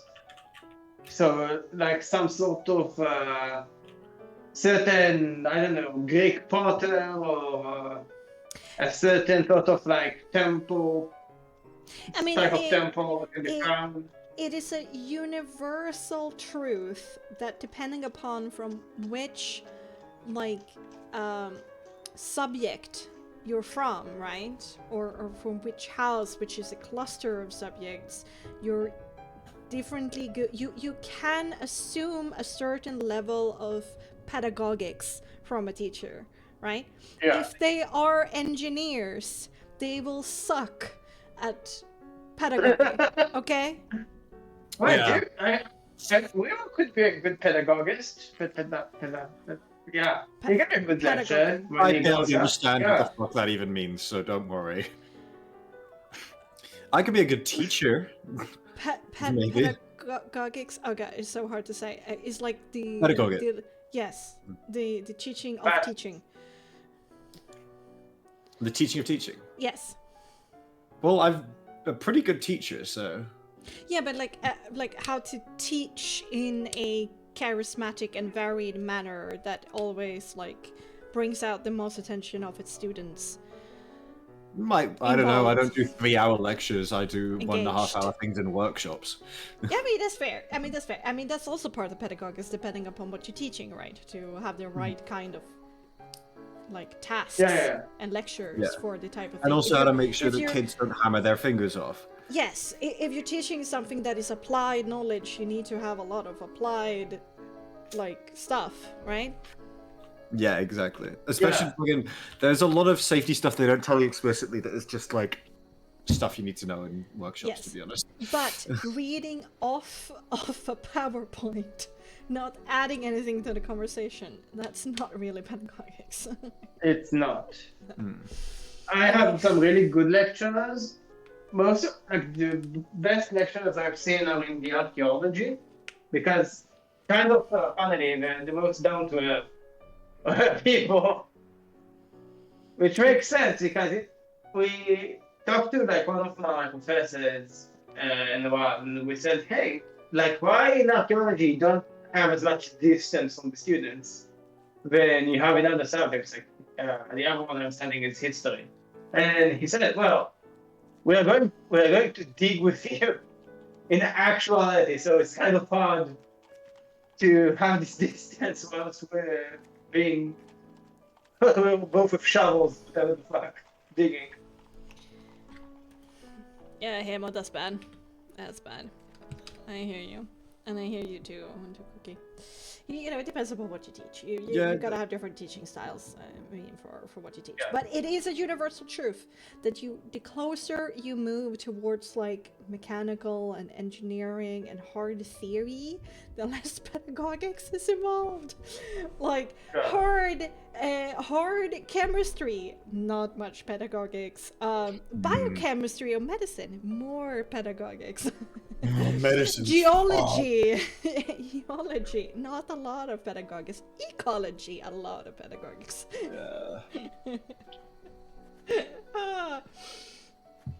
Jesus Christ! And the most engaging of a course was like the society, you know, the society house, you know, the history and stuff like that. Yeah.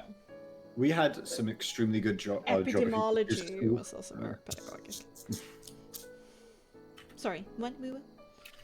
We had some very good geography teachers at my old school. Like, Oh, geography geography, itself was not fuck an yeah. amazing subject. It was just one of the most taken at my school because the two teachers that mainly taught it Yeah. were so fucking good that it just made Sounds it like worth it for you to take Yeah. the subject. Geography has it usually has great teachers, for sure.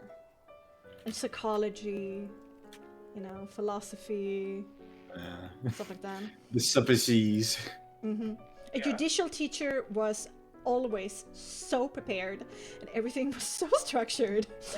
And I mean, it was a little bit stiff, but it was very much planned out.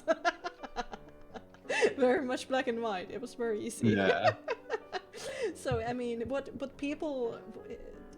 The stereotype of people who gets drawn to different fields affect how they teach as well. Yeah. Makes a lot of sense. Yeah, sadly enough. I'm so glad, like, exam season is over. I was beginning to get. I was exhausted by the end of it. I see. Yeah. I mean, university, it's hard for people to understand, but it's like a heavy load mentally. It's not. Yeah, it's not It's even. But exhausting it was to learn.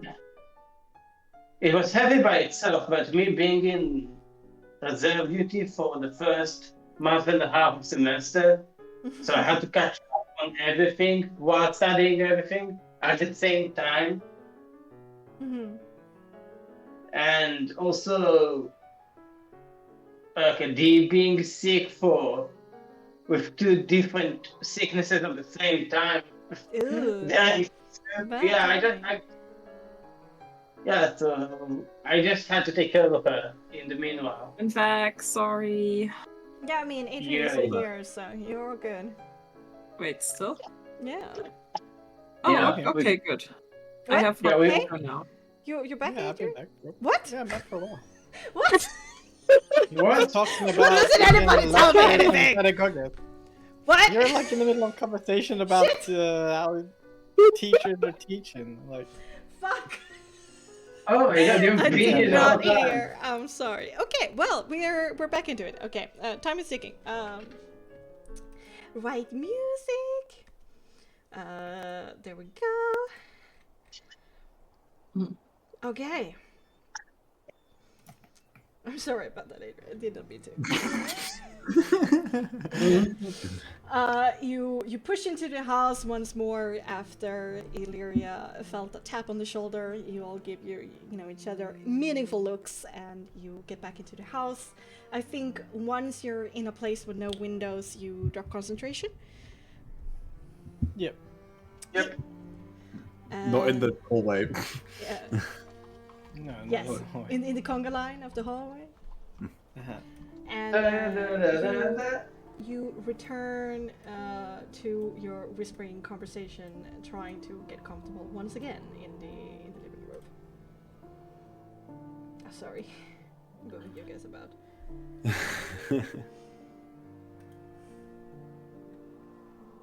So, what did you guys learn?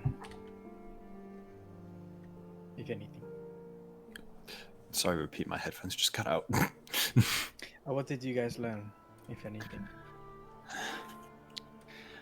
I have learnt of the satchel that I found in the pit trap in their manor was owned by that Voron.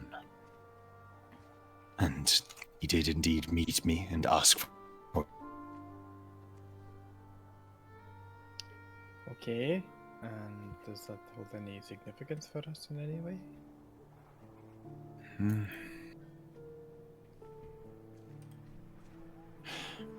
Unsure.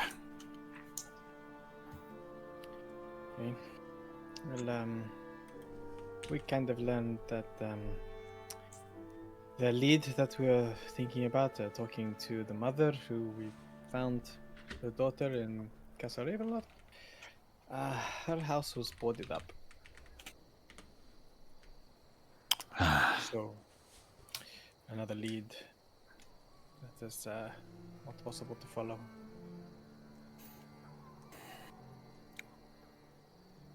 That is very much a shame and a condolence. Well, we don't know where she is, but certainly not back in her home. We've also been witness to a disturbing sight. We've seen Victor taking people hostage or prisoner to some place. Do you know why? No. He gave a bullshit reason, but perhaps there is some sort of oppression tactic or any. So perhaps they are going to get punished for something, some insubordination. It seems like Victor was, I wouldn't say reluctant to do it, but mildly annoyed by doing it. Like it's some sort of chore. Chore, indeed. A condition of his stay here, perhaps? He cast a very high-level spell, though. Oh. I can cast.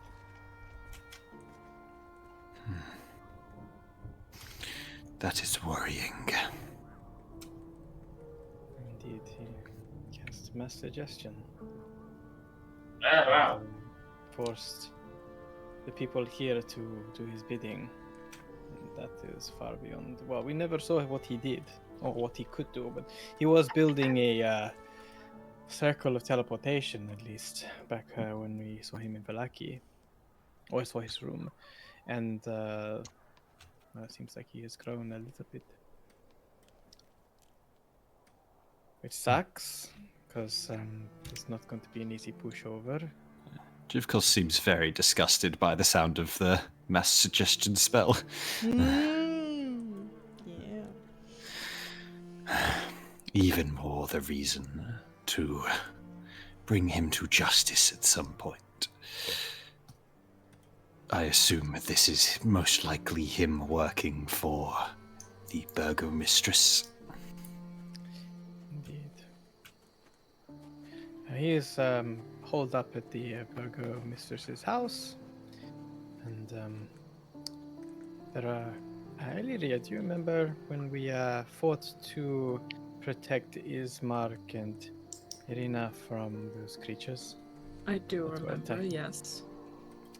Well, they have those caged up, so that's that, I suppose. They have those sorts of creatures to their aid. What type of creatures? Fiendish creatures. Flying fiendish creatures. Yeah.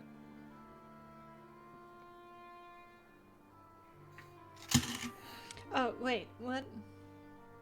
I was doing so fast. What did you say there? The creatures, the flying creatures, Yeah, flying fiendish creatures. yeah. That's it. Oh. Well, they aren't here, but the signs of what they did to the house remain. Ah, they went like locked away. Okay. Yeah. Well, seems like they haven't touched the house ever since we left it. So whatever they're spending their time on, it certainly isn't rebuilding. It is a plan that needs to be actioned, and all efforts are towards that.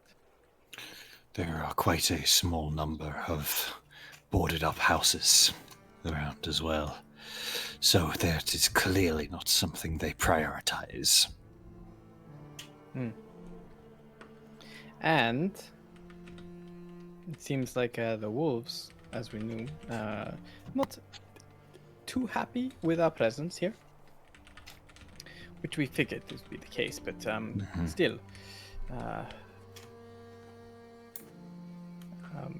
There was also some kids, Illyria, that we have met before, that we thought were safe and sound, and are no longer the case. In fact, they show signs of being werewolves. No. That's... No.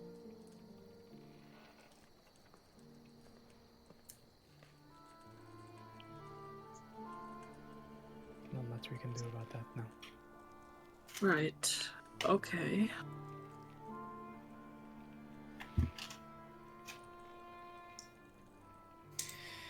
Yeah, so what now? I guess we try and get some rest, see what happens tomorrow, but I'm kind of losing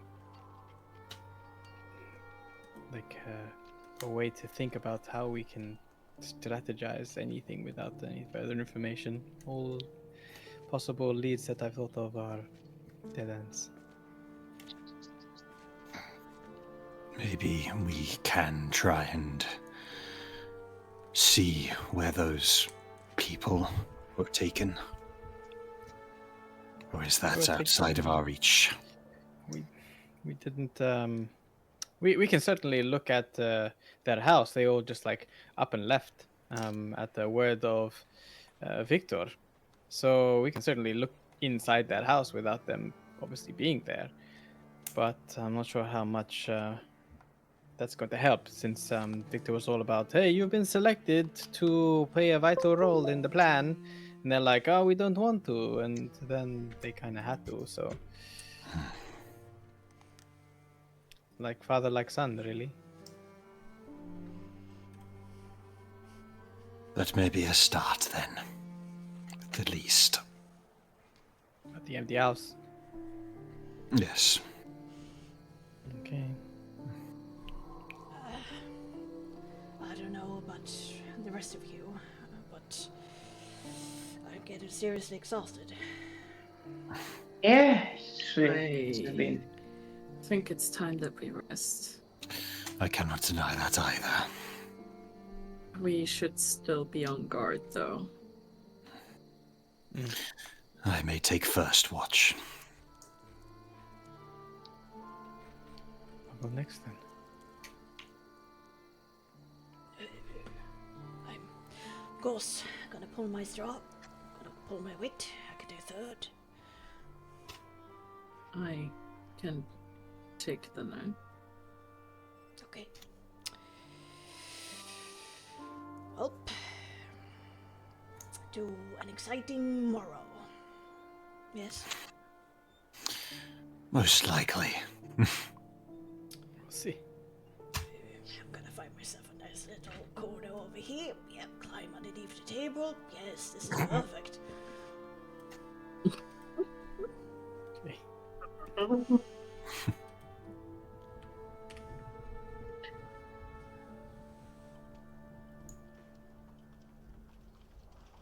Okay.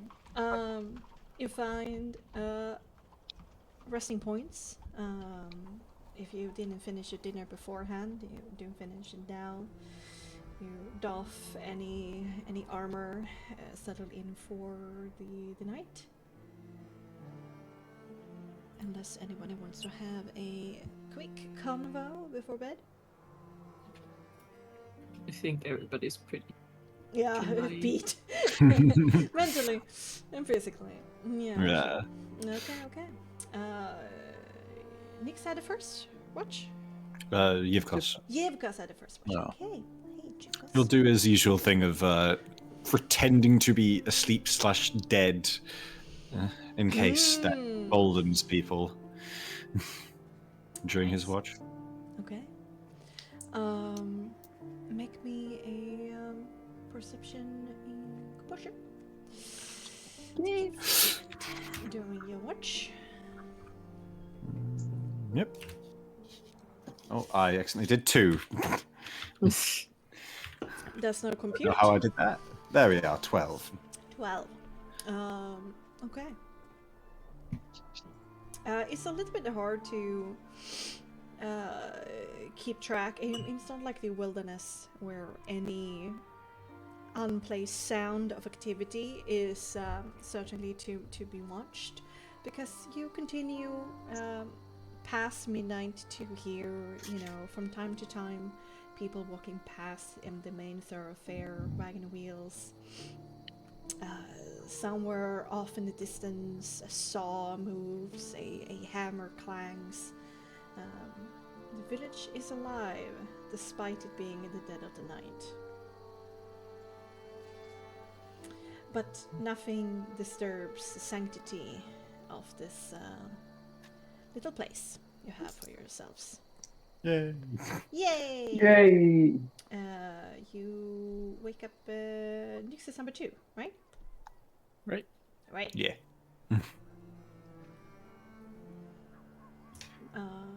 You wake up, Nix? Yes. Yes, yes. Normal handover. Yeah, I didn't think there was anything of importance to inform him about. To add? Alright. 14. Nix, during the course of your watch, you experience the similar.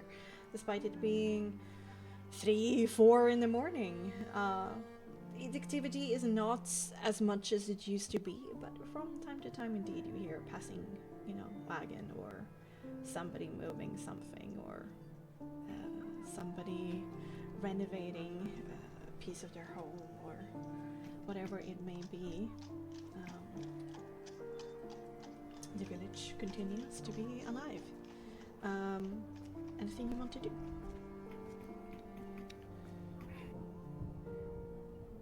Not particularly. Mhm. It's just think about staring out the window like in a sad music video. Yeah. Thinking how trying to think about if there was any possible solution that he hasn't thought of, or plan that he hasn't thought of, and keeps getting to dead ends, and looks over at everyone sleeping and tenses his jaw.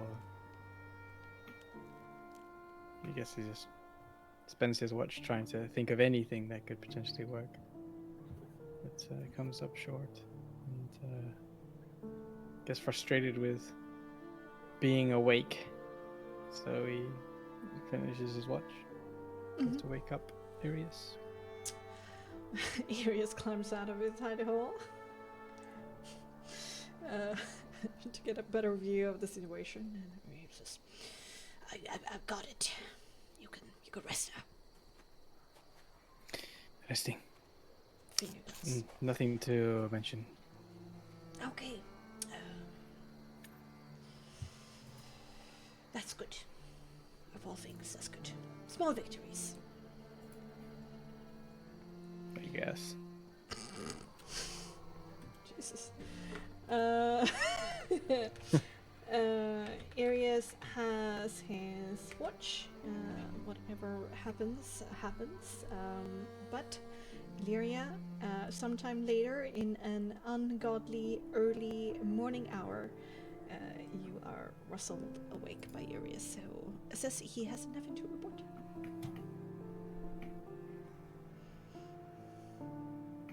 Okay, Illyria will take her watch as the others get the rest of their rest. Yeah. Nice. Give me a perception composure and tell me what you do. what I do is accidentally close my character sheet because I'm fucking. That's wrong. unfortunate. That's unfortunate. Yeah, it happens to the best of us. Yeah, me too.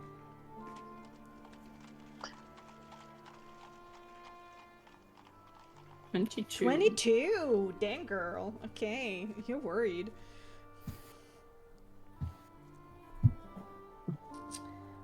Anything in particular? You spend the time or just existing? I mean, she's just kind of keeping an eye out for anything strange yeah, and useful, while for also sure. just kind of like being a little bit in thought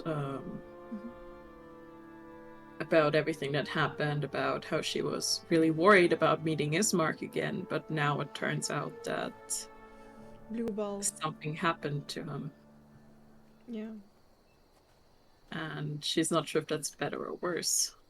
yeah. Just And shift the worry for Just later. how everything seems. You know, everything just seems to go to shit everywhere despite what we're trying to do. It's complicated. It is.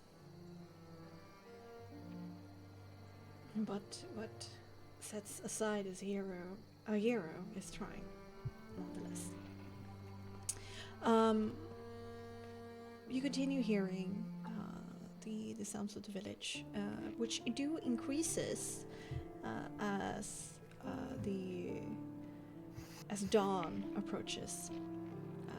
You started your watch somewhat later than your party used to, and so your watch goes past dawn and a little bit into the morning, and at that point certainly the village is alive with activity. But with the 22, about 15 minutes perhaps, you know, a couple of minutes before your watch, you think, because you don't really have a clock, but you know, in that ballpark, before your watch is supposed to end and you're supposed to wake the others, you hear sounds coming from the house across the courtyard, the house that that Nyx and Hamartia described that the inhabitants were taken from. Okay, can... Do we have anywhere you can see to that house, or...? I'm pretty sure if you scuttle your way across the room and like to the window over here, I think you can see it. Yeah. Illyria will kind of like try to see if she can catch like a glimpse of what's going on. Or perhaps in the window over here in the hallway. Sorry, I'm just moving you. Yeah. Now. It's fine Okay. because moving is kind of painful for me. Okay, that's good. If you open the door, maybe you can get a great. Or maybe if you stand over Nyx over here as she sleeps. Okay, not really. Let me see if this angle brings you any closer. Oh, there! Tiny bit of the facade. No, the answer is no. Fair. That's fair. All of that. Unless you open a door. You can see the facade of the house in that corner over there. And I mean, I guess she can like, you know, she can like go out the door. Yeah, here it works. There you go. There you got an angle. I thought there was an angle somewhere. You see 3 people moving about the house, starting their morning. 2 seems to be heading into like the kitchen, probably starting some kind of food preparation going on or moving stuff about, and you see a person sitting down by the loom and beginning work without any signs of distress or anything like that. Weird. Okay. She can't tell if they're acting in any way strange, can she? there's again that warbled window pane that I talked about, and then you have another Yeah. warbled window pane. That's fair. Sorry, that's fair. No, but no. she'll It's keep okay. it in mind, and she'll Yes. let the others. She'll wait until the others are up until it's time to wake them, and then wake everybody up. Yeah. Okay. And indeed, the rest of your watch goes smoothly.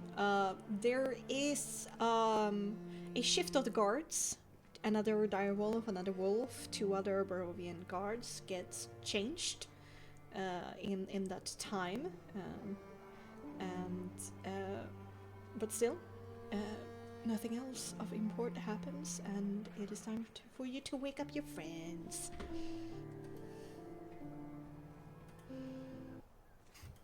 Yeah, she Friend. just kind of wakes everybody. Okay. You'll wake to, thankfully, another day.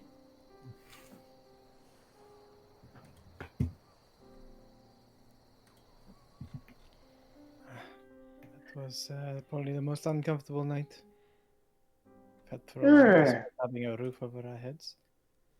To make a difference to you, of course.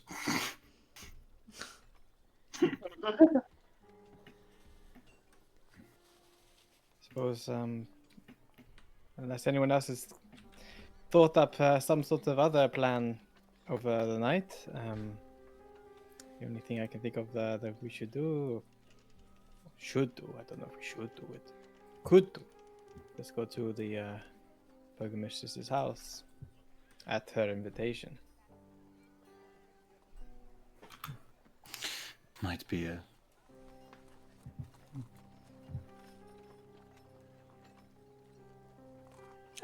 I'm just changing it to the morning version. Don't worry about it. Continue.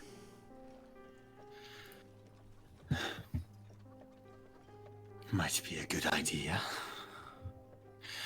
Should we not check on the people that went missing last night? Actually, house. they seem to be back, unless somebody else moved into their home. Is that so? That's... I figured it was close enough to you all waking to let you have those last couple of minutes. That does They sound... seem to be just odd. going about their day, from as much as I can tell from that window anyways. They don't look upset or concerned or anything like this. It's hard to tell from 2 windows between, but they are around.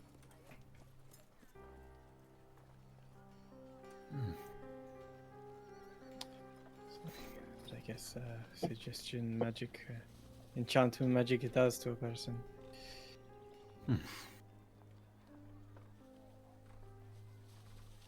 Okay. Well, any other thoughts, anyone? I do not currently have any, no. No input from me neither. And I suppose we give Lady Lydia a visit and see what other monstrosities lie wait for us. I'm sure she will be delighted to see us. Is that sarcasm, Chief Cos? It was an attempt. You? Did it work? I mean, it was a little bit disguised. You seem generally concerned about Lady Lydia's wherewithal. Maybe work on making it a little bit more obvious next time. I shall. Sister was a lot better at it.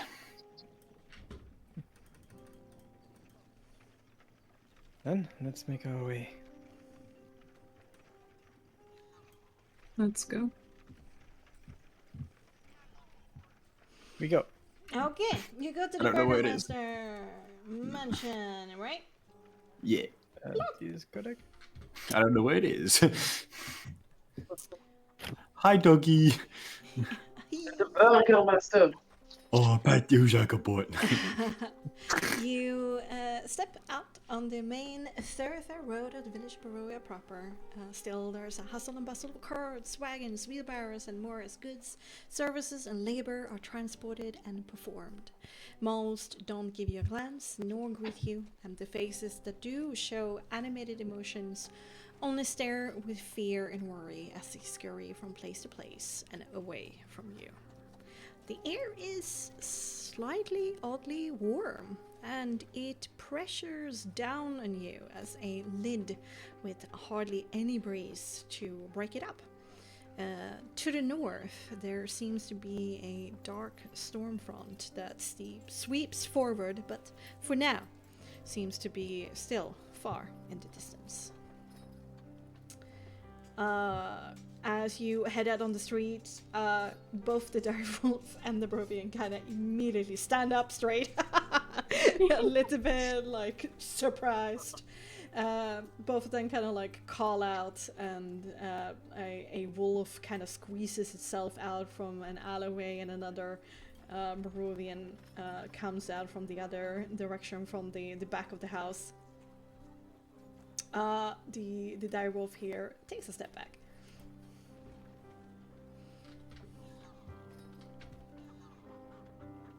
Okay. It's further to the south here.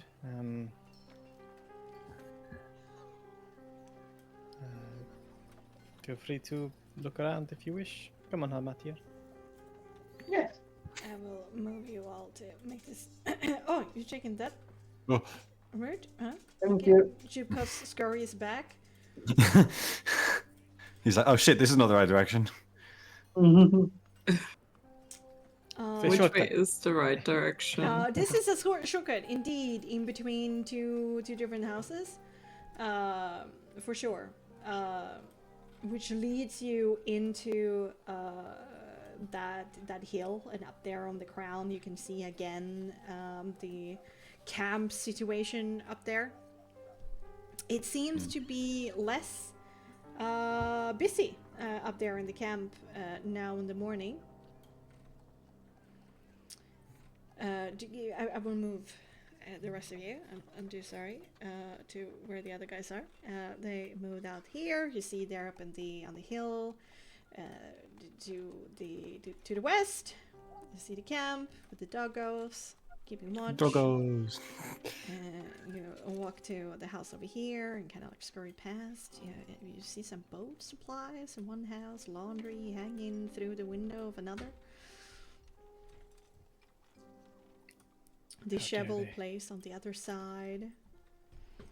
Bedrooms and kitchens, and there's not that many people there. There might be some in their kitchen kind of areas, but there's not really anyone that is sleeping. And you too now, Illyria, see the state of the Burgomaster Mansion, and it is very much from how you remember it to be, except that iron fence that has been removed for some reason. You still see the claw marks and the fires that were left by those creatures that you fought. But the windows are still boarded up, and the place hasn't been renovated really. To outside of the impressive double doors, or what used to be, two Barovian guards stand with improvised armor and weapons, beholding you quietly, suspiciously, vacantly.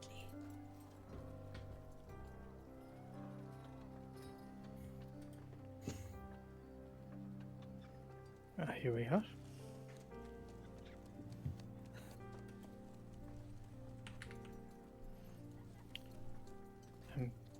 Someone going to take the lead here?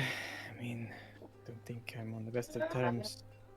I can do it. Just give me a moment. You Bertha is going to give an update later. She's gonna do it? She's gonna go up to the It's door. going And to knock. knock on the door. Knock on the door. She's just gonna walk up and knock on the door. Okay. Knocks. 3 little knocks. Yeah, alright. Okay. Alright.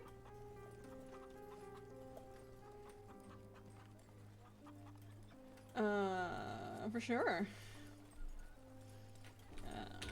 The rest of you kind of scurry up beside you.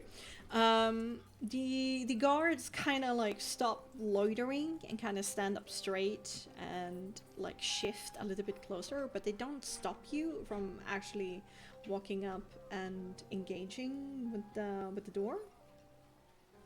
And those 2 little knocks lead to first like a pause of just silence, and then you hear like a muffled male nasally tone of a voice going basically coming.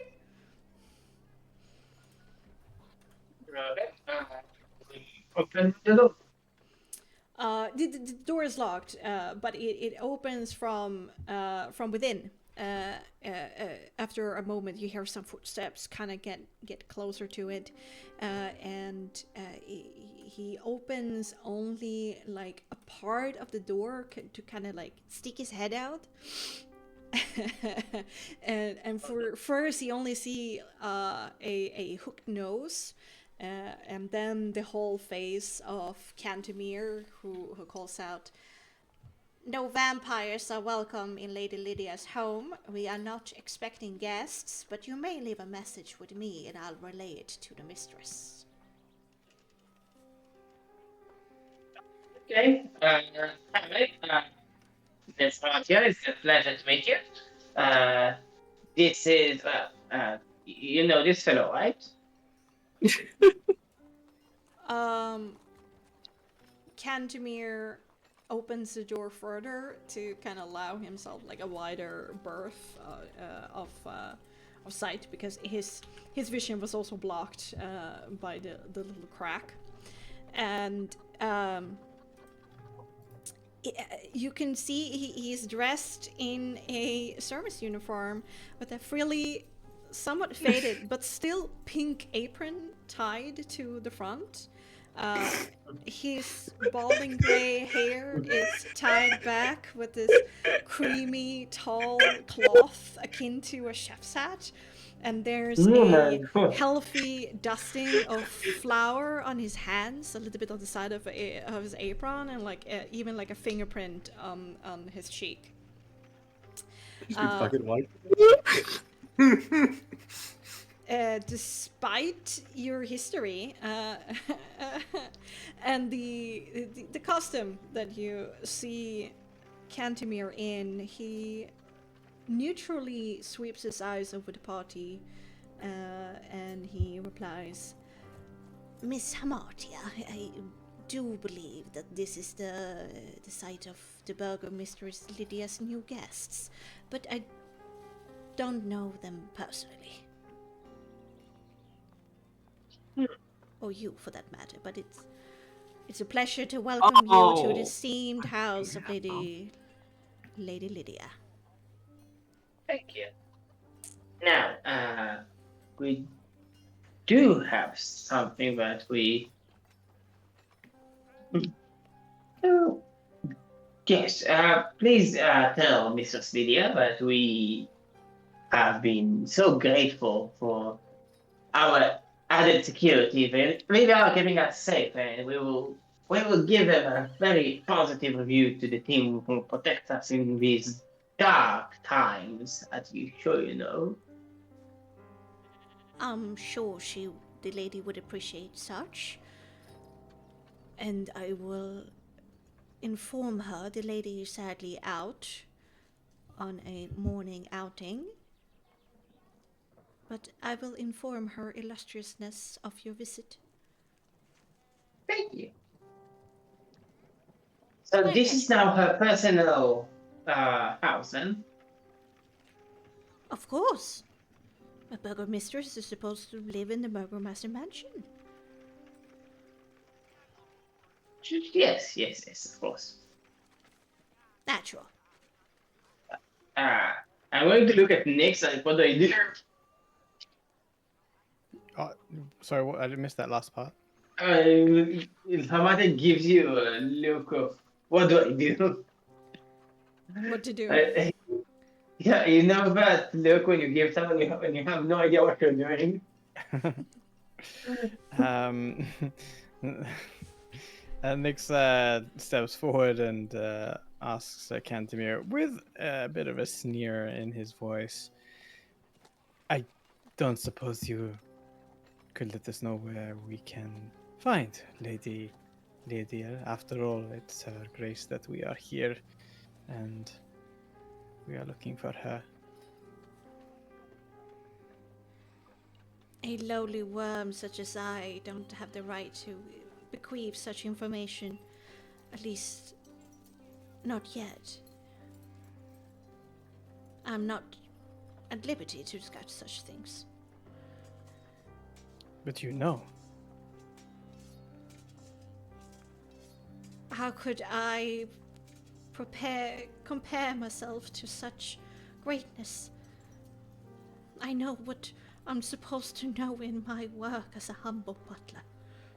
What the fuck?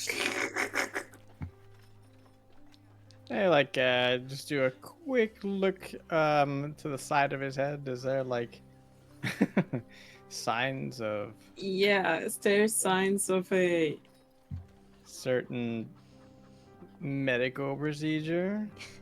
Make me medicine intelligence.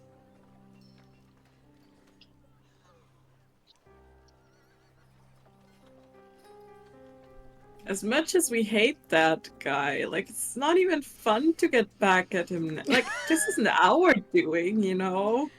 No overt signs akin to what you saw with Ismark or in that vein. But do also make me an empathy composure. Yeah. 22.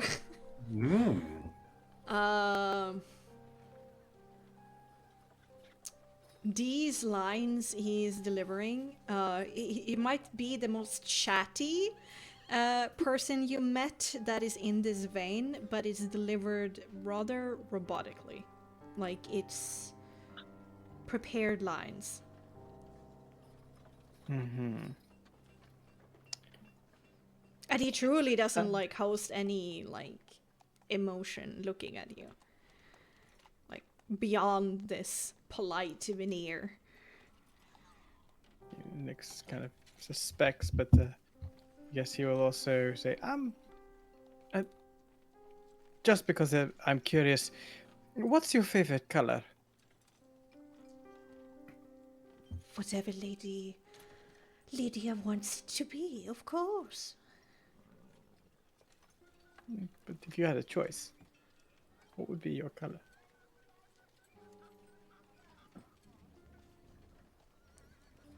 He looks a little bit taken aback for a moment. Like he's like searching his memory, and then how could I, such a lowly worm, have any such opinions in comparison to the illustrious Lady Lydia? Illyria will kind of turn towards whoever is nearest to her, so probably Jivkos, and is like, I just whispers to him, it's like, I didn't think it was possible, but I feel sorry for the guy. It is rather not something I have ever encountered. This. He just kind of subtly gestures towards Cantemir. Is there anything else I can relay to the great Burgomistress Lydia? Or have I excused? You see, the Burgomisters require her breakfast muffins when she returns.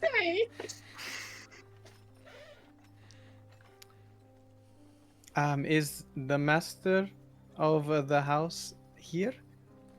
Victor?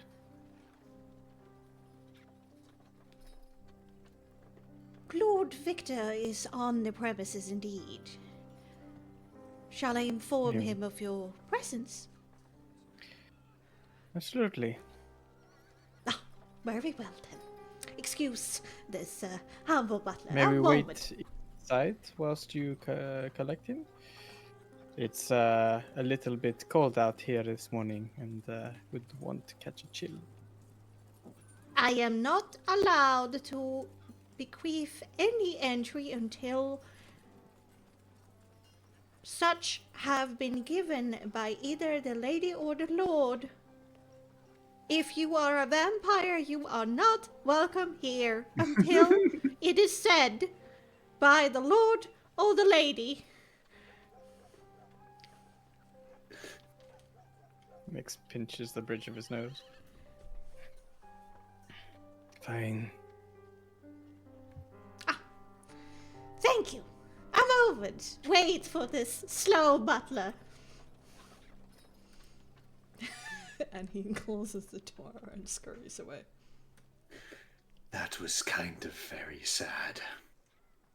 I want the guy back I told to shove coins up his ass.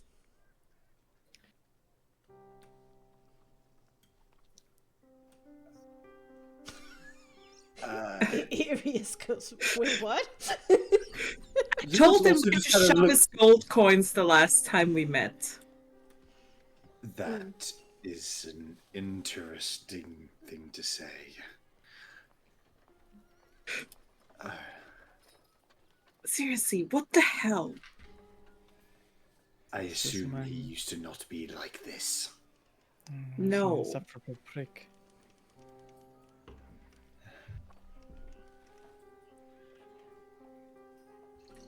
He's gone through the same treatment as several others, either memory wiped or other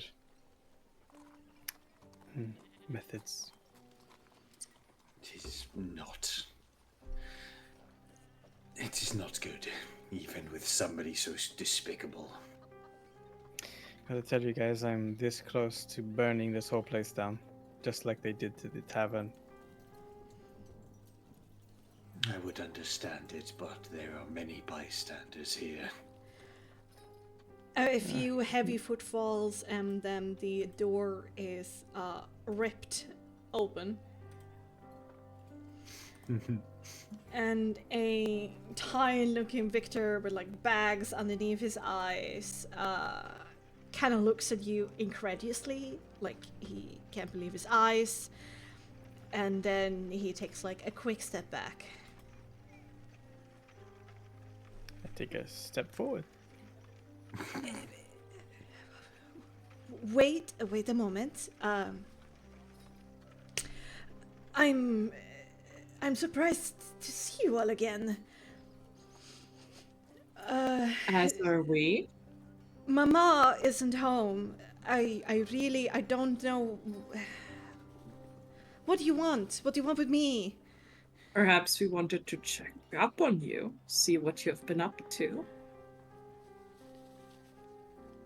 What? I mean, I'm still here, so my ultimate goal is not happening, obviously. So what else? I mean, Mama is here. What am I supposed?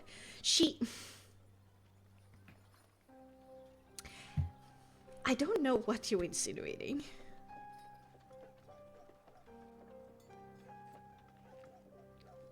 I'm not sure what your mother has to do with anything. So many things. Can't I try to like kind of like try and feel a little like see a little bit like how does he feel about his mom? Sure, make me an empathy composure with that. With that question in mind. With that I perspective. think somebody who's actually That good outlook. at that should maybe roll. Oh, that's a 19! That's a 19! There's a 19! Yeah! High five! She said with surprise. Sure. Ooh, oh god. Oh. I rolled something, but it was definitely a fail on my end.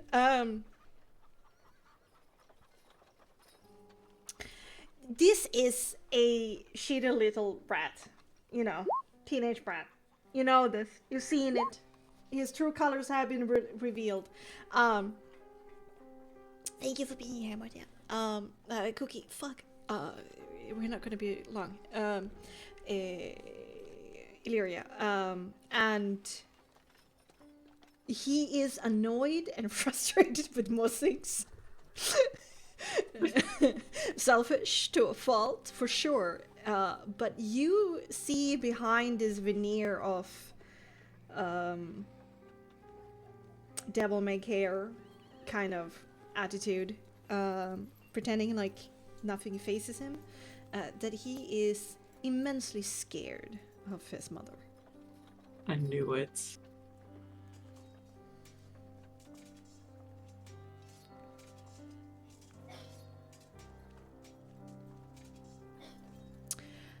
Well, here I am, so... You know, I think perhaps we should catch up a little, don't you think?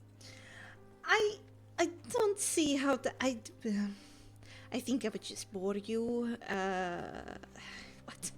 Now, without my father kind of pushing us together, we both know we have nothing in common. So why torture ourselves, really? I just want to live a quiet existence for now on.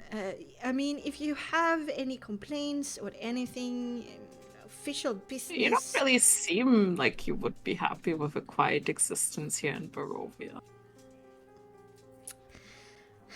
Well, I discovered that my attempts of escaping leads to the castle no matter what I do. There's not really much hope left. And now my mother is in the picture. Yippee. Lay low! You know, I know we don't really have anything in depth, like we're not really indebted to each other, there's nothing here, but as free advice, lay the fuck low. That are just the word thing, okay? And I'm really not the person to talk. I don't know what... I'm not interested in anything personal, okay? I have no feelings for you. Well, If that is you're good for that the naive. both of us. Okay, good. So, there's nothing personal here. So if you have, like, business, official business about the village, Mama is really the one to talk to. She makes all of the decisions. I don't really have anything to say. Like, she says go there, I go there. I mean, what else am I supposed to say? You could say no.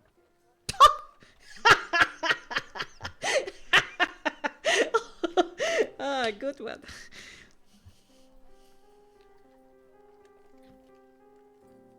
Or is there a reason why you can't?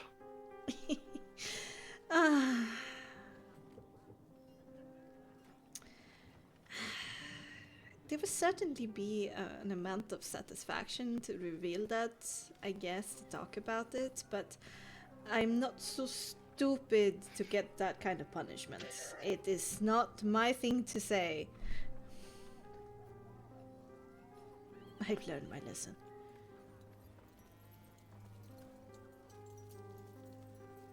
Then you can continue to cower in fear, I suppose. Happily!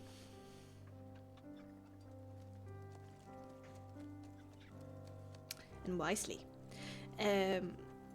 Anything else you want to disturb my morning for? Lyria kind of looks back towards like Nyx and Martia. They wanna.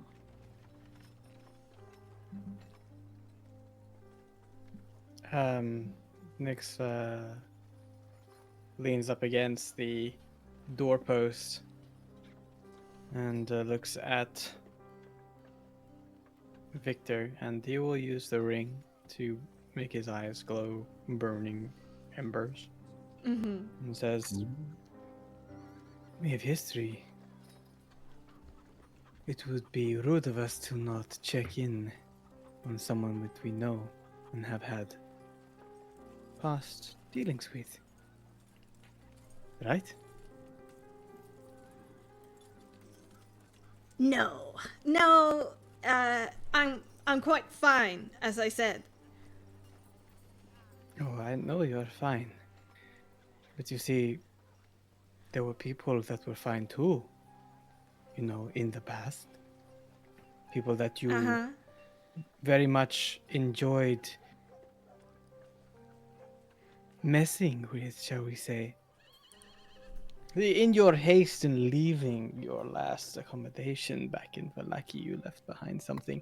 Well, it was discovered, I think. But it's not important about the details of what that happened, but we have your diary. We know what you did. Well, fuck. Let me tell you, Victor. There's no way to outrun judgment.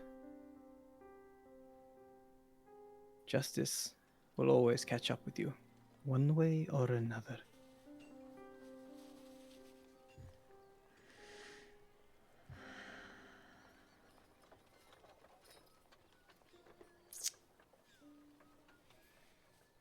She was really annoying. What can I say? Really, really annoying. Talked way too much. In my way, really. I think I did everybody a service.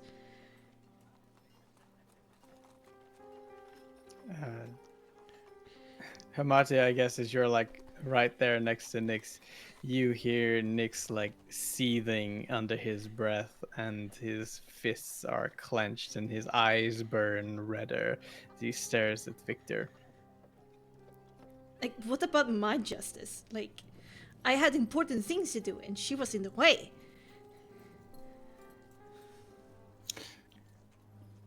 Maybe if it wasn't for her, I mean, maybe I could have finished it. Finished what? The way out! To save myself. And all of those people that you murdered in your experimentation, you have no pity, or you don't feel sorry for what you did? I mean, somebody had to check if it worked or not. If it did, I did them a service. It was house staff, like, dime a dozen.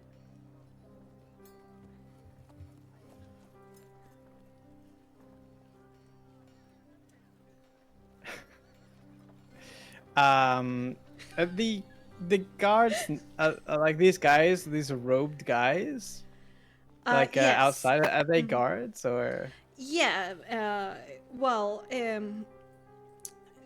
the guards in Valaki are certainly not anything in comparison to like official guards in like towns outside of in the bigger Karnas, the archipelago of Karnas.